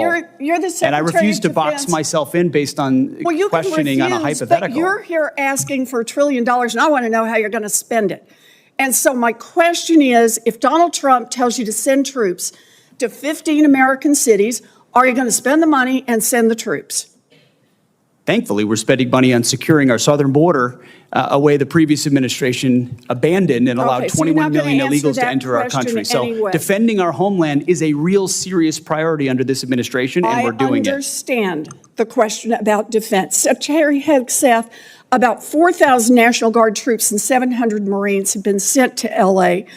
Is there a number of troops deployed to American cities over the objections of governors and mayors at which you would be concerned that we are undermining our national defense?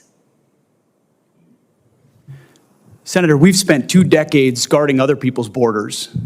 We think at the Defense Department it's about time we shore up ours. So that's my question. Is there a number at which sending those troops to Los Angeles or Chicago or New York starts to undermine our ability to defend ourselves around the globe?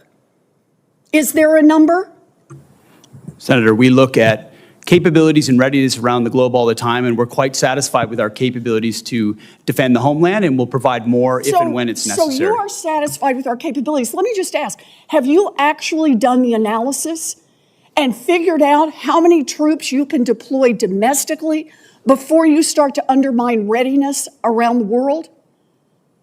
Have you done that analysis? Yes, ma'am.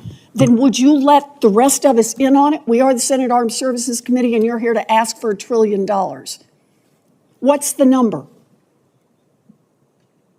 We've got contingencies and plans for any number of capabilities should governors be unable, as Gavin Newsom has been, So can you to give actually us a secure his ballpark own on federal what that agents number in their is? cities. How many troops can you deploy domestically before you start to cut into our readiness internationally? As I said, previous administrations deployed our National Guard all around the globe in numbers I have a far number, beyond but what we you're were capable of just not supporting. gonna tell So us. limited So let me contingencies ask you inside the one United more States to question. protect federal law If enforcement the is Supreme Court orders you doable. to remove troops from American city streets, will you do so?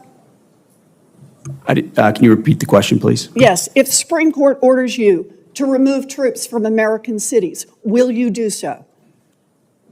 As I've said, Senator, I don't believe district courts should determine national security policy, but if the That was Supreme not my Court rules question. on a topic, we will abide by that. Okay. You know, during her press conference last week, Secretary Noem said, "We are staying here to liberate the city from its mayor and its governor, people who were elected by a majority of voters."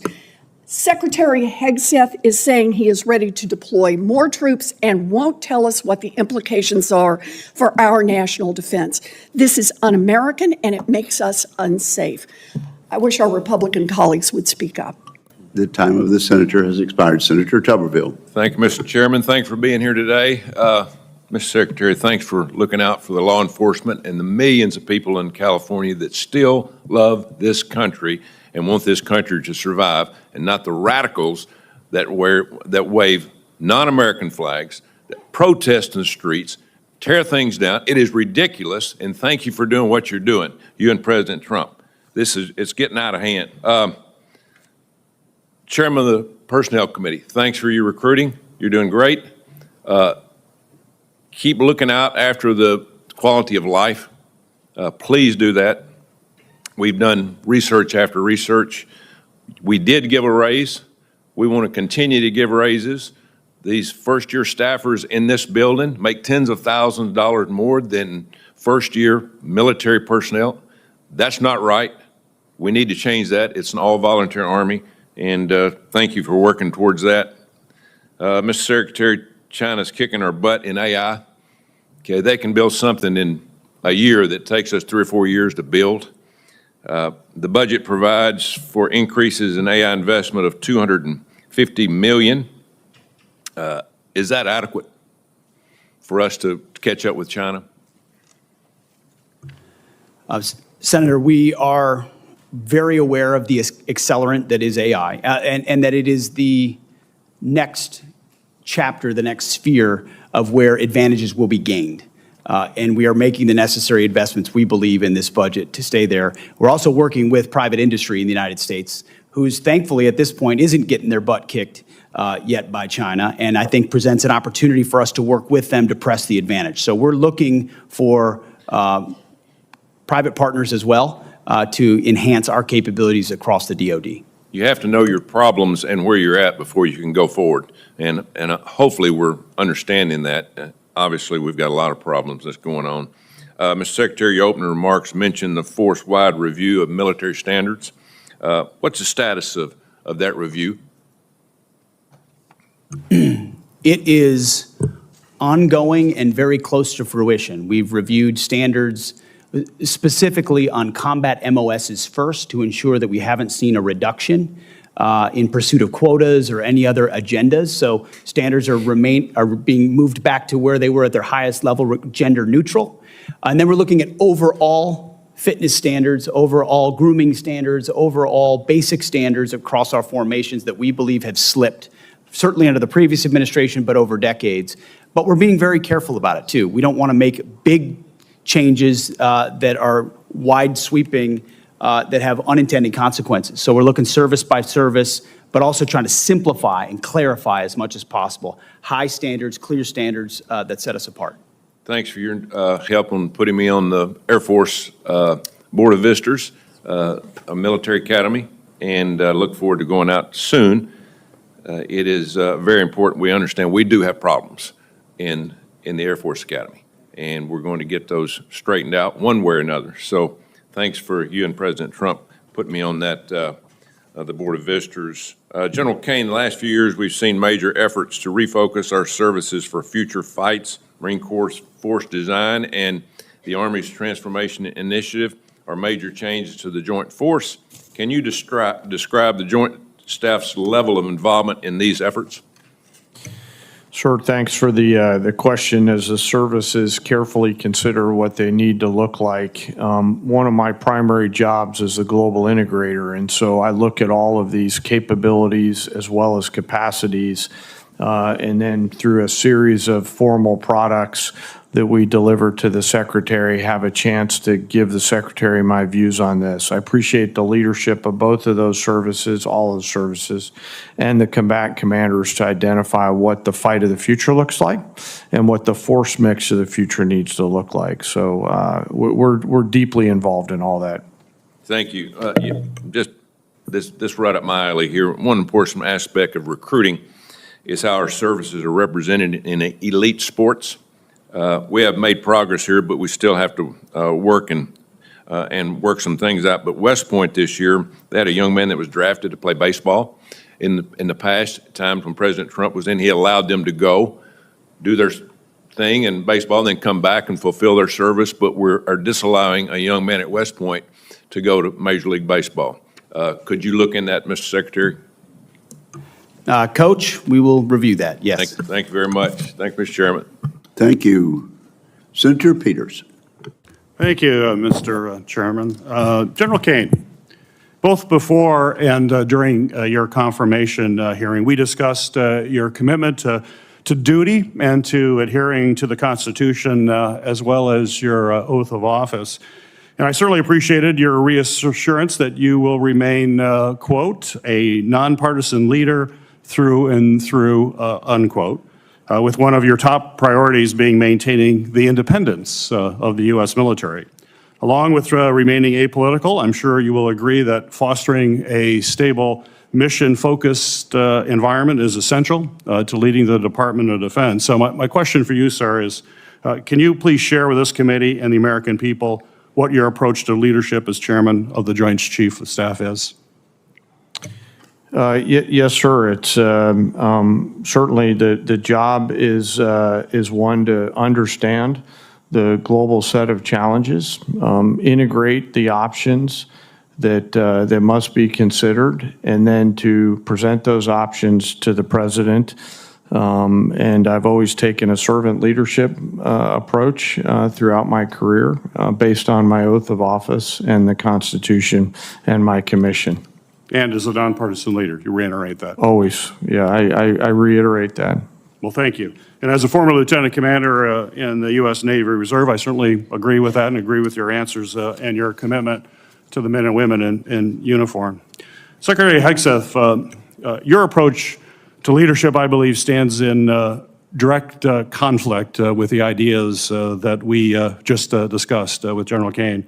And at a time of great chaos and uncertainty in the world, I'm extremely concerned that your many shortcomings could have potentially life-threatening consequences for American service members. In your confirmation hearing, I expressed my deep reservations about your qualifications to run the DoD. I also made it clear that no board of directors in the world would hire someone with so little experience to run a large business, much less the Department of Defense, where American lives are on the line regularly. For this reason, in addition to some concerns we had about character, I ultimately opposed your nomination. And unfortunately, my reservations have become reality. I know my colleagues have touched on some of these issues, but to briefly summarize, you have failed to set the example, or lead from the front, as you like to say. And this includes prompting a leadership and oversight vacuum at the department by firing qualified uniformed leaders without cause, creating loyalty tests and leak investigations that have led to 5 of your senior advisors resigning or being fired, sharing classified military details on an unsecure app during operations in Yemen that included unauthorized individuals on at least 2 separate occasions, and revoking the DoD personal protection detail for both Secretary of Defense Mark Esper and the former Chairman of Joint Chiefs Mark Milley, putting their safety at risk while they are still under threat from Iran. We have seen time and time again how your conduct, lack of personal responsibility, are harming readiness, reputation, and professionalism of our military. At a time where Israel and Iran are in open conflict and our adversaries in Russia and China will exploit any weaknesses, unfortunately, my worst fears about your leadership shortfalls, unfortunately, have been realized. Secretary Hegseth, I firmly believe that accountability from leadership is vital in all sectors, not just in the military. And demonstrating to your subordinates that everyone plays by the same rules helps to build trust and open communications within your team. And those two things are extremely important. And I know that you share my desire to ensure that we're holding our senior leaders accountable for actions. And during your nomination hearing, you stated, quote, accountability is coming because everybody in this room knows if you are a rifleman and you lose your rifle, they are throwing the book at you, end of quote. You also said that leadership has been unwilling to take accountability, and I couldn't agree more on how important accountability is. As we all know, at the request of this committee, the Department of Defense Inspector General launched an investigation into your use of Signal, an unclassified commercially available messaging application to discuss information pertaining military actions in Yemen. So given your focus on accountability, how will you demonstrate this accountability to the men and women in the U.S. military if the Inspector General finds that you improperly disclosed information? That assessment is pending at this time. That is a hypothetical question, but the gentleman's time has expired. I think your answer is clear. You are not going to be held accountable. Thank you very much, Senator Peters. Senator Mullen. Talk about accountability. I wonder who was held accountable for the disastrous withdrawal out of Afghanistan, where 13 soldiers died, and we left thousands of Americans behind underneath Secretary Austin's lead. Did one person get held accountable during that time? I don't know of anybody that got held accountable for Afghanistan withdrawal. But let's talk about that. And let's talk about the turmoil to which my colleagues on the other side of the dais wants to talk about. Let's talk about that turmoil. Underneath Secretary Austin, who was a general, by the way, you had the lowest morale measured in our military history. You had retention absolutely disastrous. You had recruitment that wasn't even meeting lowered standards that you guys lowered. But let me see the contrast now. We have the highest morale that's been measured in decades in the military. We have recruiting numbers that are exceeding expectations that we've had. We have our enemies that fear us once again, and our allies that love us because they can trust us. But that's not the narrative, Secretary Hegseth, that our Democrat colleagues want to draw. But how short-minded is your memory? It was just a few months ago that you were supporting a commander-in-chief that you guys were covering up for or flat out lying about. Who was in charge? And that was a commander-in-chief. Oh, but let's not talk about that. Instead, let's just point fingers at something that fits a narrative. You want to talk about war powers or the fact that during our reposturing in the Middle East against Iran, which would have never taken place if our colleagues on the other side would have held the administration accountable while they were giving billions of dollars back to Iran and knowing good and well during the briefings that they were actually trying to develop a nuclear weapon, but we turned a blind eye to that, and now the mess that was created by the Biden administration, this administration, or the Trump administration, and the leadership of Secretary Hegseth is simply trying to clean up. But forget about the past. Let's talk about this. Oh, let's talk about reposturing, by the way. And was it Secretary of the Navy, Del Toro, that came to us and said that he was fighting the largest naval battle since World War II? Did anybody in this dais authorize that? That was his words, who sat right there where Secretary Hegseth was, and I laughed. And I said, I didn't think the Houthis had a Navy, so why are we fighting a naval battle there? And did you guys complain about it? Did you guys say one thing about it? Nope. We just sat there. Because, hey, it didn't fit your narrative, but this one does. And then anyone want to start talking about the National Guard and the Marines. Didn't President Eisenhower deploy troops or federalized troops in Arkansas in 1957 and also deploy the 101st Airborne because the governor then refused to protect civil rights and personal property? Yeah. What about President Kennedy in 62 and 63? That also did it because Mississippi and Alabama refused to do the same thing. And so since the governor at that time refused to protect citizens and the property, he federalized the National Guard. Oh, let's think about 65 too, because LBJ did the exact same thing. But that's history. But yet it's extremely important to the context of what you guys are claiming to be done here. But that doesn't fit the narrative that you guys want to put out there. History is history. Look back at it if you want to or not. But keep in mind, every time you're pointing fingers here, you got 3 fingers pointing back at you. Because the previous administration, you guys 100% turned a blind eye to and did nothing to hold them accountable. Nothing. So don't sit up here on the dais and pretend like you're trying to hold administration accountable now because you didn't for 4 years. You literally covered up for a commander-in-chief that was absent. Absent-minded and absent leadership. And you guys did absolutely nothing. Even your left-leaning media is saying it was the worst cover-up possibly in political history.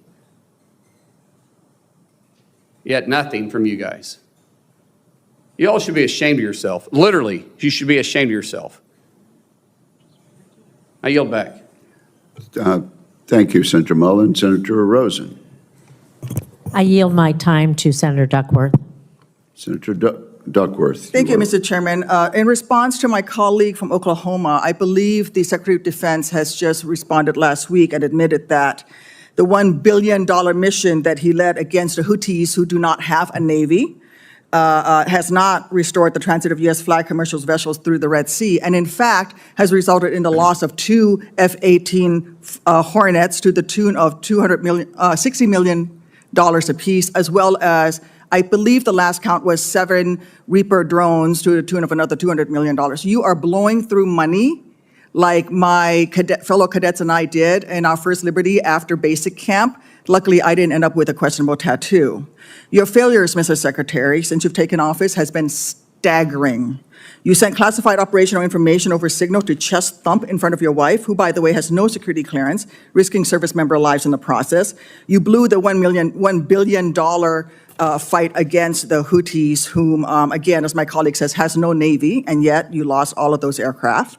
You've created such a hostile command environment that no one wants to serve as your chief of staff or work with you in other senior DoD leadership roles. But what we should all be talking about, more than all of this, is that you have an unjustified, un-American misuse of the military in American cities, pulling resources and attention away from core missions to the detriment of the country, the warfighters, and yes, the war fighting that you claim to love. I don't know if this is because you are too inexperienced and incompetent to understand the real threats facing our country, or if it's because you are just an unqualified yes man who can't tell the president how to keep Americans safe. You are focusing on renaming bases for Confederate generals. You said just now to Senator King that to a man and to a woman, we would rather be associated with the old Confederate names. Well, I am one of those women. I served at Fort Rucker, Alabama, a base that was named for a traitor who took arms against the United States of America, led troops who killed Americans.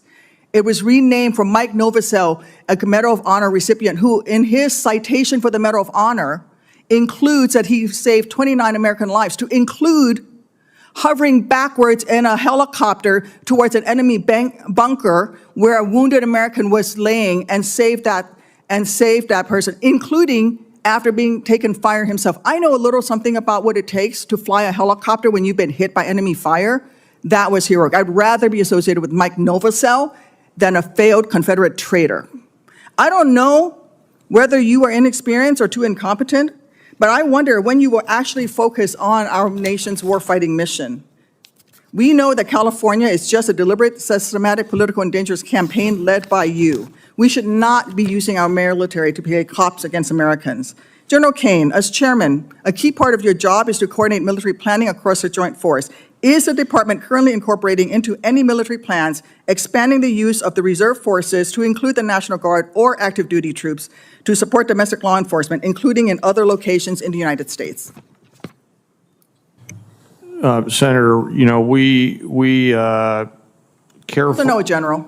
Well, it's not really a yes or no question, Madam Senator. We plan all kinds of different things. I think it is a yes or no question. I'm not aware of anything, but the reason why I'm answering is the tags may be looking at something that I'm not aware of. What are you doing at your level? You're not aware of that happening at your level? Because we know that on his first day, President Trump directed U.S. Northern Command to revise its unified command plan to add new planning requirements to combat, and I quote, criminal activities.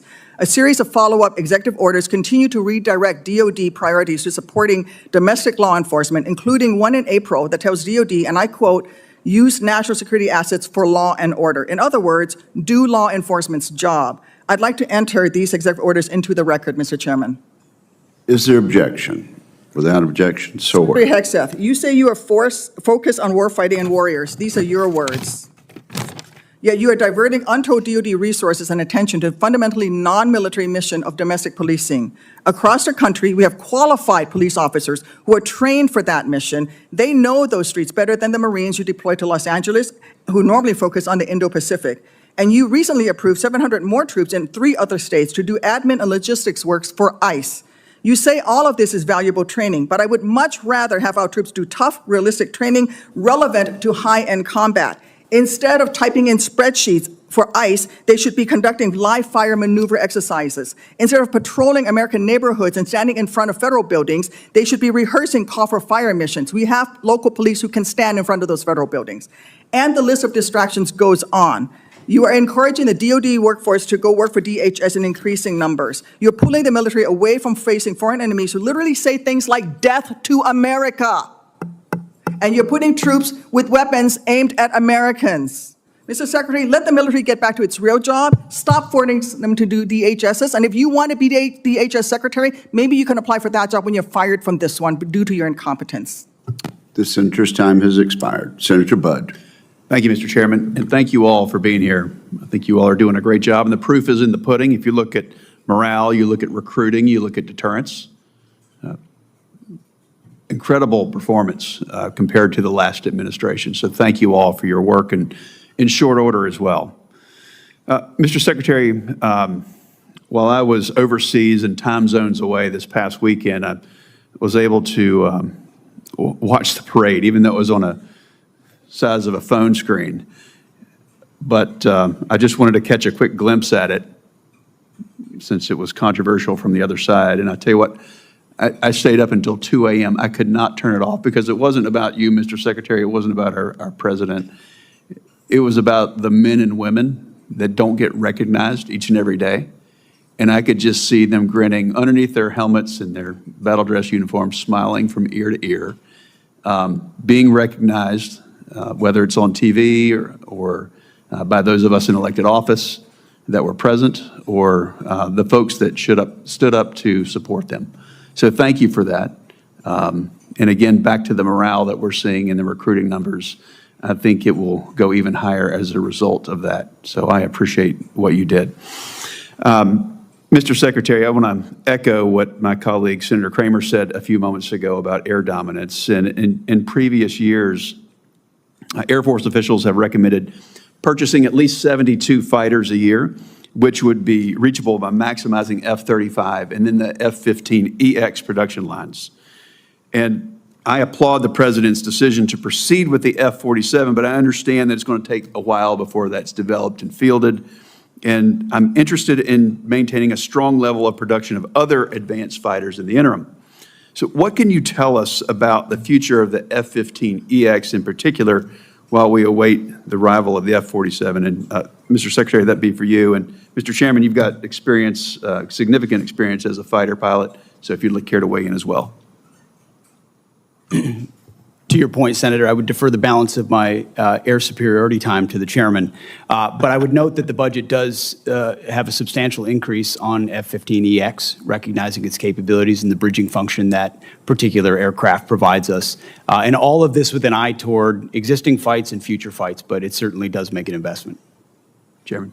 Yes, sir. Thanks for the question. And, you could use the current Israeli efforts as a case study in air dominance and air superiority. And if you look at harder problems in Iran, you start to see the importance of having the mix of things like F-47, EX, and any other future capabilities that are considered. So we have to stay up on the TAC air, step, and appreciate your leadership and interest in this, sir, as we move forward. Thank you. Switching gears a bit, Mr. Secretary, our Special Operations Forces play a crucial role in preventing and then winning armed conflict. However, the previous administration proposed cuts to soft billets in the programs. So how does the President's budget request impact the size, structure, and posture of our Special Operations Forces for 2026? Well, sir, what you will not see is cuts to soft billets, especially recognizing not just the last 25 years, but even the op-tempo of the last 4 to 6 years, and the recognition that those are forces that are used often, mobilized often. There's a stress and strain on that. And so investments both in personnel, but also training and capabilities is front and center.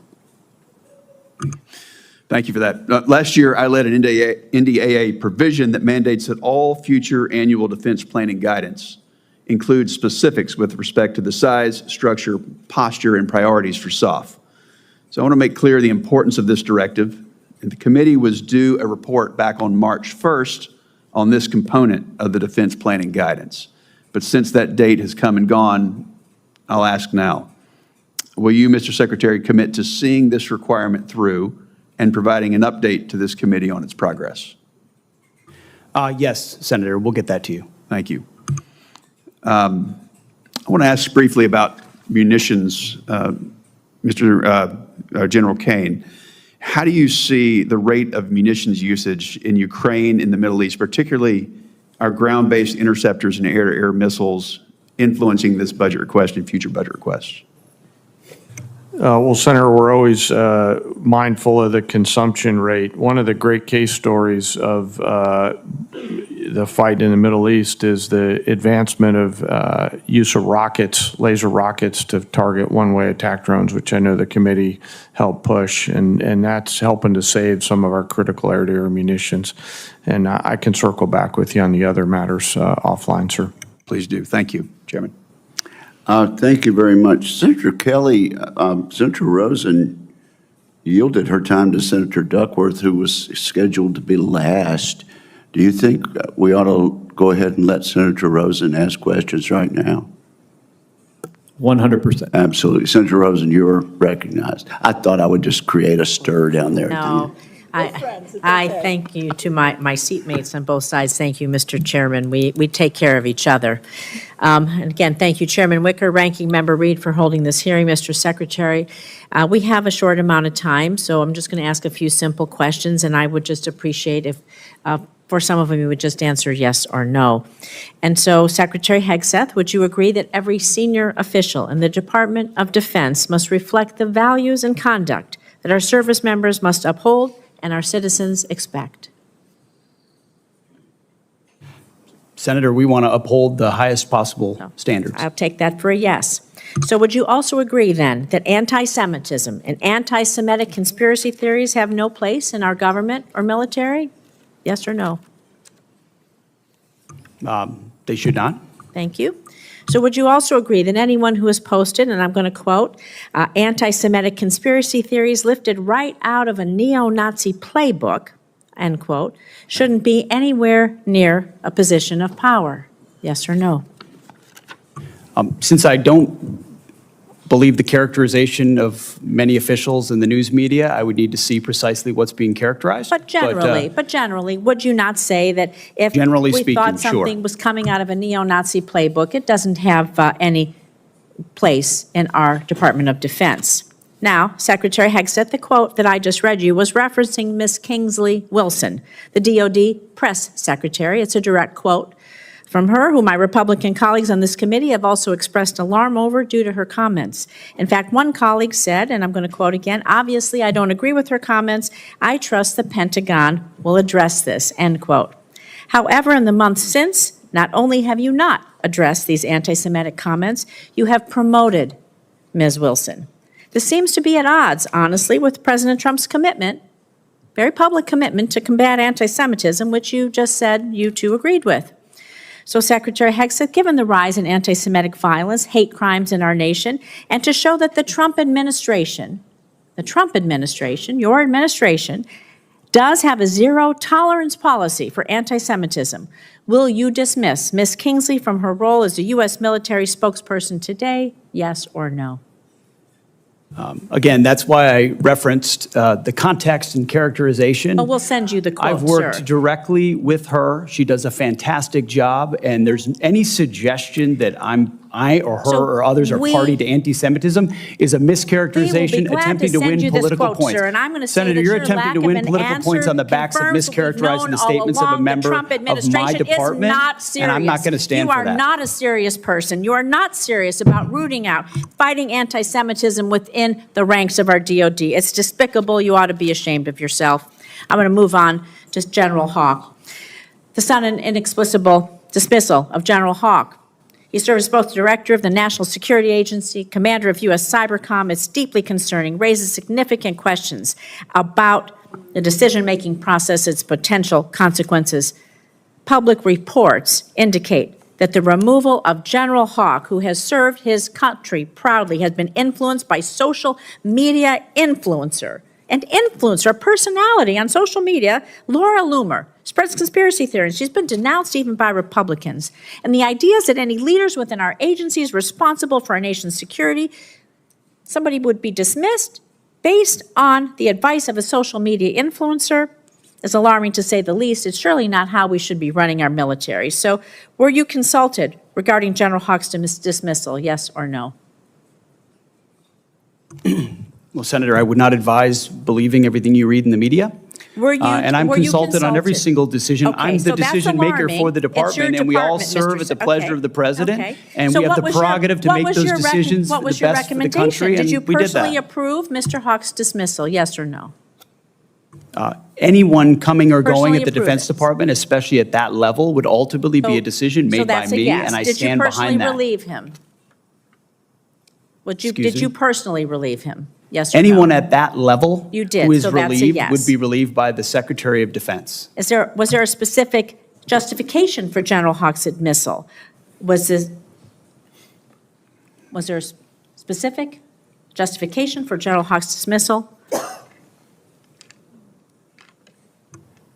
Ma'am, we all serve at the pleasure of the president, and the president deserves the Is type it of true? commanders and advisors that he thinks will best Did you equip him discuss General to Hawk's accomplish the dismissal with mission. Laura Loomer prior to his removal? I don't discuss who I talk about anything with, but ultimately this is my decision, and he serves at the pleasure of the president, and that's why he's no longer there. So do you believe it's appropriate for any social media personality to influence personnel decisions in your department? Yes or no? I believe your time is up, Senator. Oh, it is not up to you to tell me when my time is up. Well, the time And I of am the going to senator. say, Mr. Secretary, you're either feckless or complicit. You're not in control of your department. You're just unserious. It is shocking. You're not combating anti-Semitism within your ranks. It's a dangerous and pivotal time in our nation's history. Thank you, Mr. Chairman. I yield back. And I don't appreciate the smirk, sir. You are the Secretary of Defense. The time of the gentlelady has expired. Senator Kelly.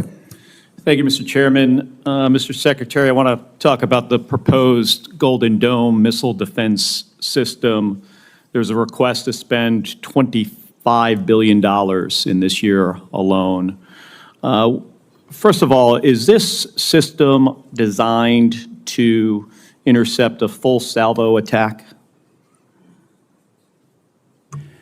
Senator, it's a multi-layer system that would include different types of salvos.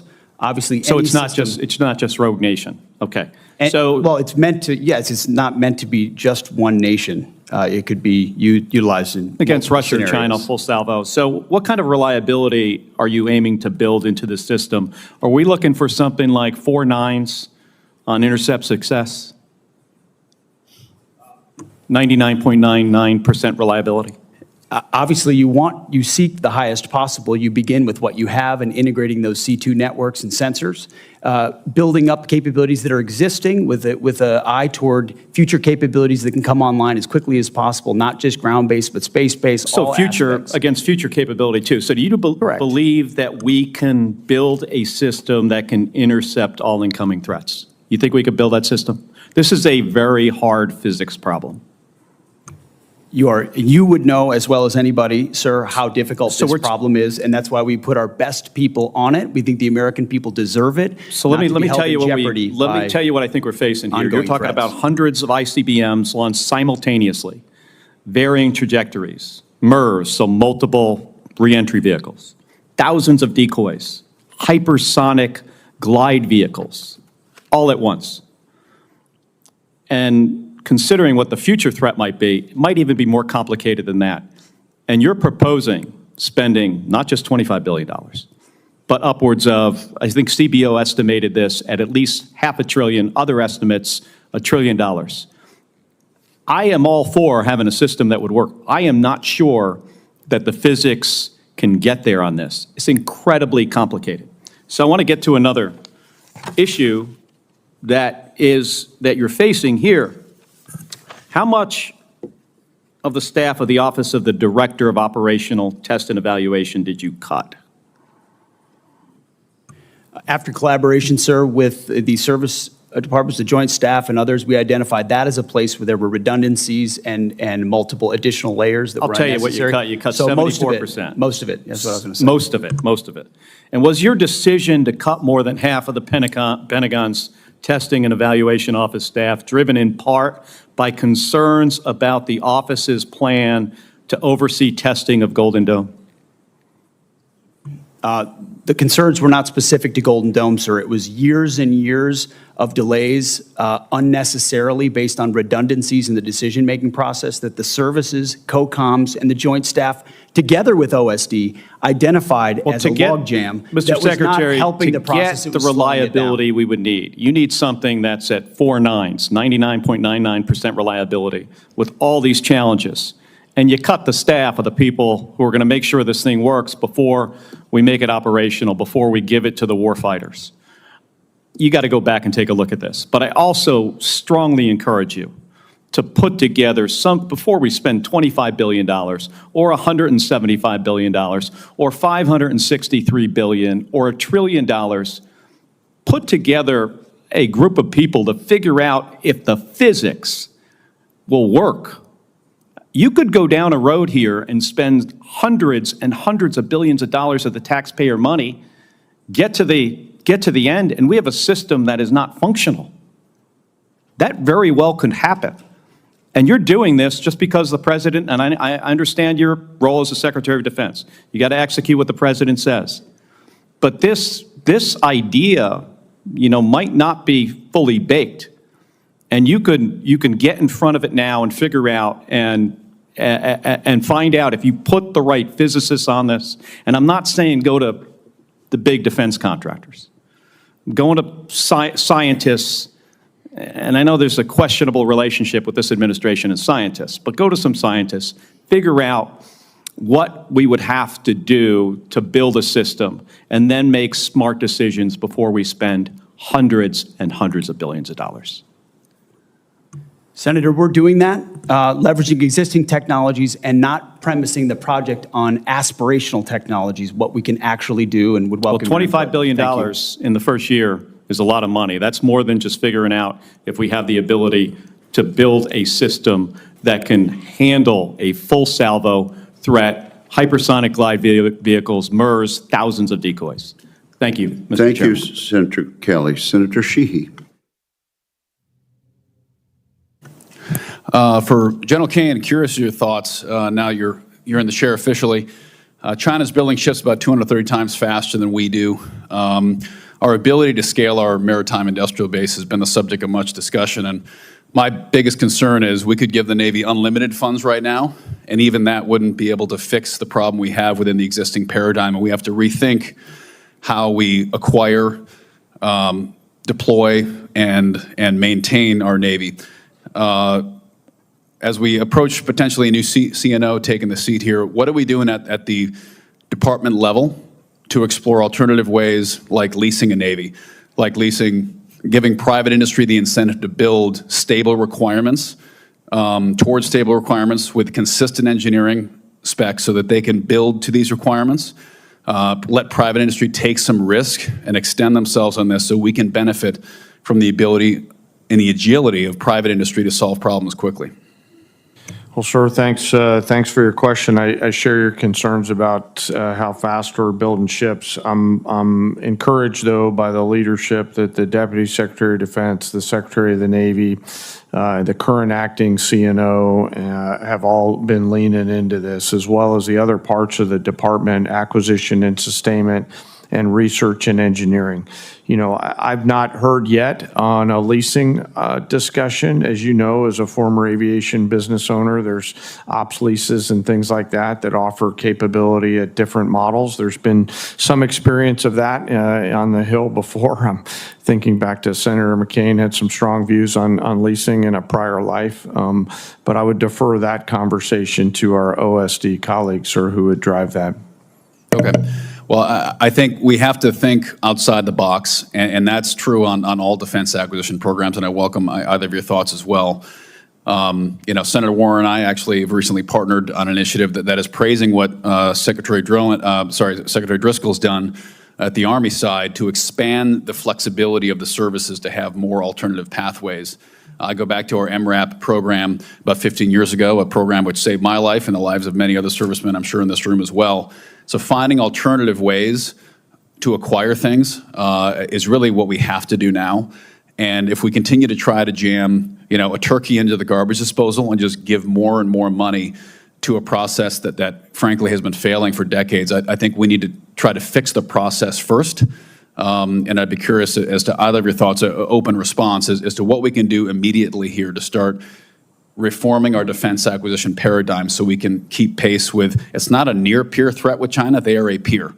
So it is a peer-to-peer threat. How are we going to reform our industrial base to keep pace with it? Sir, I think this could be a much longer conversation, which I'm happy to have with you. I note that the lineup of leaders that we have in the Congress right now, here in this committee and the other side, the leaders in the department, the leaders in industry, it feels like we have the team now who will actually move the ball, grab a hold of that entrepreneurial spirit that America is so well known for, and get after it.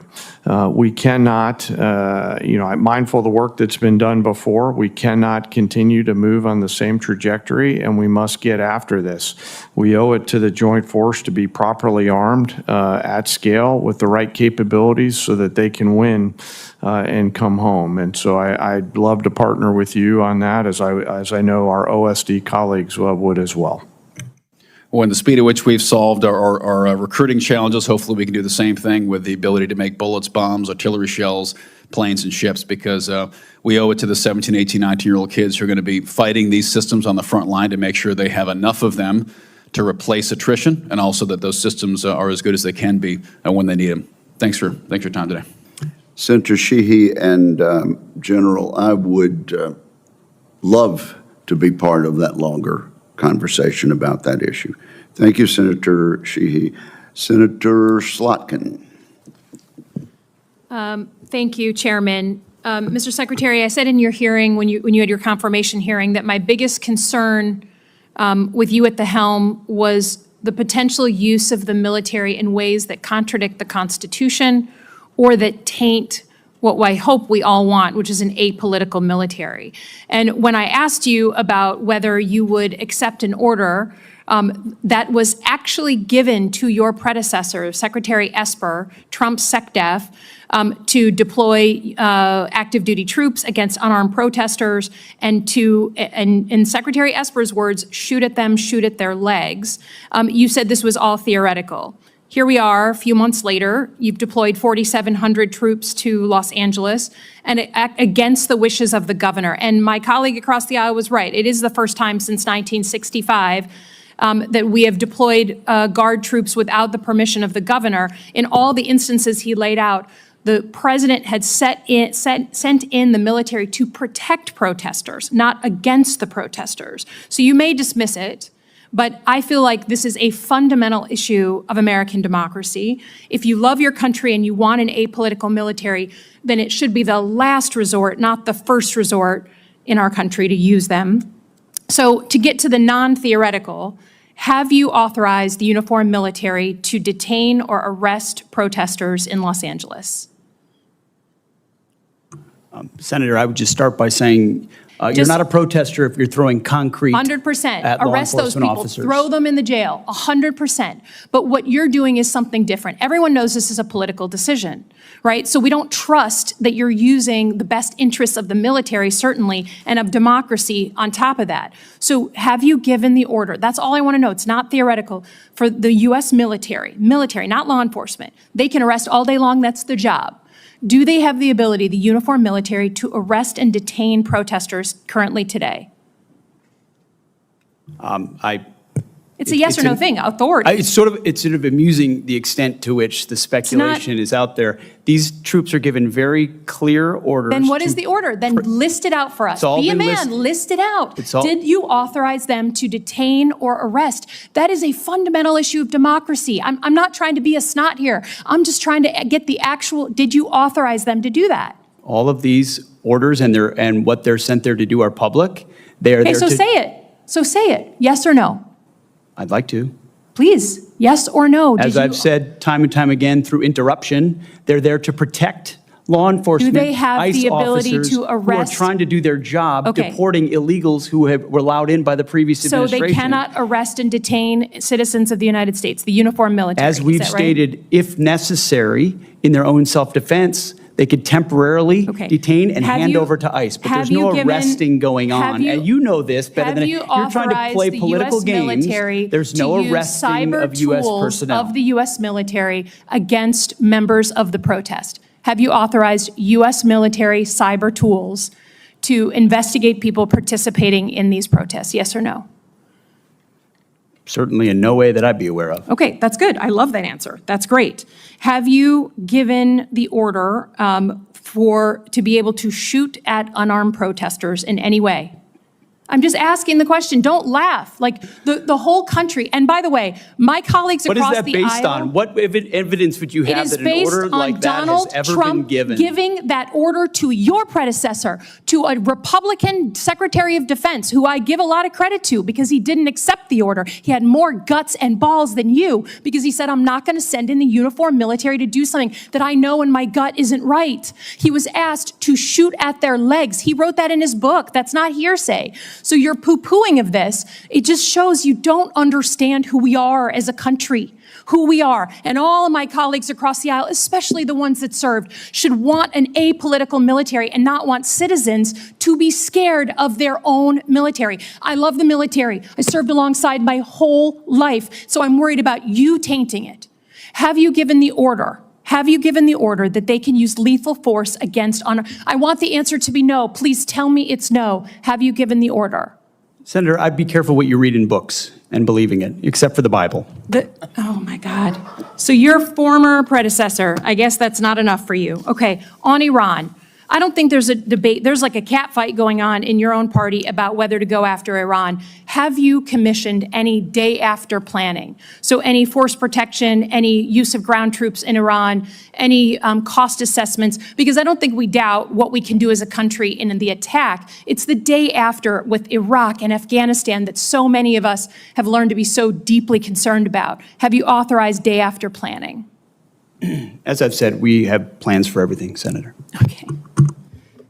And I would also reiterate how we began, that there will be a classified portion of this 15 minutes after we adjourn. Senator Banks, you're recognized. An apolitical military.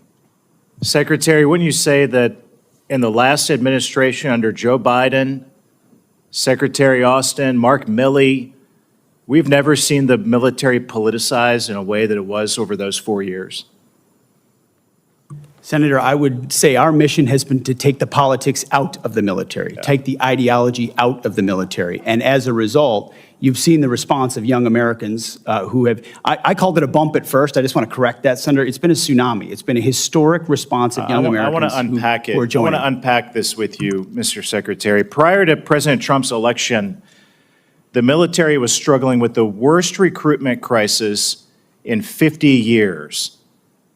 That all seemed to have changed overnight on one specific day. And the chart shows it. The Army doubled its recruitment from November of 2024 to the previous November. The Navy, the same thing. The Navy's recruitment skyrocketed 80% from November of 2024 to the previous year. Mr. Secretary, what changed? There was an election, Senator. Why does that matter? Because leadership matters, sir. Belief in your country matters. Having the back of your troops matters. Setting a clear mission matters. Ensuring that if troops are used, it's for a clear, defined mission. It's funding them properly. It's giving them the proper authorities to execute. Americans watch what happens with their political and military leadership. And in President Trump, they understand they have a commander-in-chief that has their back, that loves the country, that loves them. Our job has been to reflect that through the department by getting rid of all the distractions, by enforcing the basics, by getting back to standards and readiness. And as a result, we've seen a generation of young people stand up and say they want to serve under President Trump. These numbers have steadily increased. As you said, you called it a tsunami. I mean, I call it the Trump bump because it did begin on one day, but every month since, we've seen those recruitments for the Army and the Navy, especially the best Navy recruitment in 20 years, the best Army recruitment in 15 years. How do we keep that up?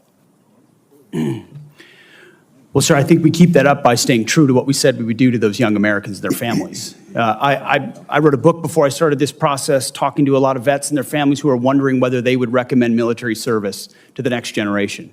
I hear from them and others who say, now we're willing to do that under this president's leadership. Staying true to who we are, staying true to the basics, the Constitution, their core mission, keeping them ready, funding them and supplying them properly, and then having their back, truly.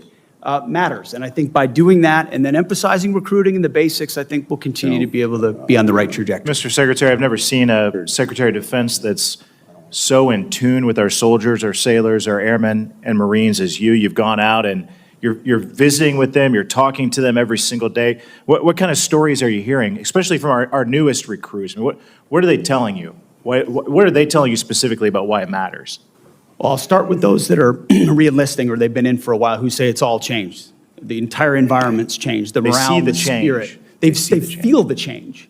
They feel the idea that if I'm given a job to do, I'll be given everything necessary to do it, the authorities to do it. I'm not being micromanaged. I know that my commander will have my back. And then the young people, it's just excitement about the possibility of serving under President Trump, of being a part of something greater than themselves, and knowing that that in the White House they've got a commander who will defend their interests. It's really about as I said, I mean, as my colleague was talking about an apolitical military, I mean, the wokeness, the radical transgender movement, the way the abortion travel mandates, the way the last administration politicized the military. There was a survey in 2023 that pointed this out, said that, and the Army released the survey in 2023 that claimed that young Americans' fear of discrimination drove away more recruits than wokeness. And wokeness was a big indicator too in that survey. Do you think those arguments still stand up today? Senator, you make a great point. Every American wants to be treated like an individual, not because they're black or white or male or female, rich or poor, or because of some calculation of what we need more of or need less of, but simply, can you rise to the challenge of this job of service to your nation? That challenge inspires young people, and that's what we've seen. I think the Commander-in-Chief matters. Mr. Secretary, you matter. General, you matter. Thank you for your leadership. The facts speak for themselves. Mr. Chairman, I yield back. Thank you, Senator Banks. Is there objection to putting a representation of the chart in the record at this point? Without objection, it'll be ordered. May I ask a question, Mr. Chairman? Senator Reed. I note that the chart starts in November 23 and goes to November 24, and President Biden was president through the entire period. So you're suggesting that the significant ramp-up took place immediately after the election day, which would have been 20 days of November 24? That's exactly what I'm suggesting, Senator. And Do you have the any- numbers speak for themselves. Do you have any data to suggest that? The General of the Army told me so, and I'm happy to. Yeah, if you ask for those numbers from the Army, you'll see the same dynamic that I have. The election of Donald Trump serving as the election of him and the indication to those recruits around the country that he's going to become the commander-in-chief actually mattered. And those numbers have risen dramatically ever since Election Day. There was no impact of the administration's activities over several years before that, and also through the period of November 23, which was encompassed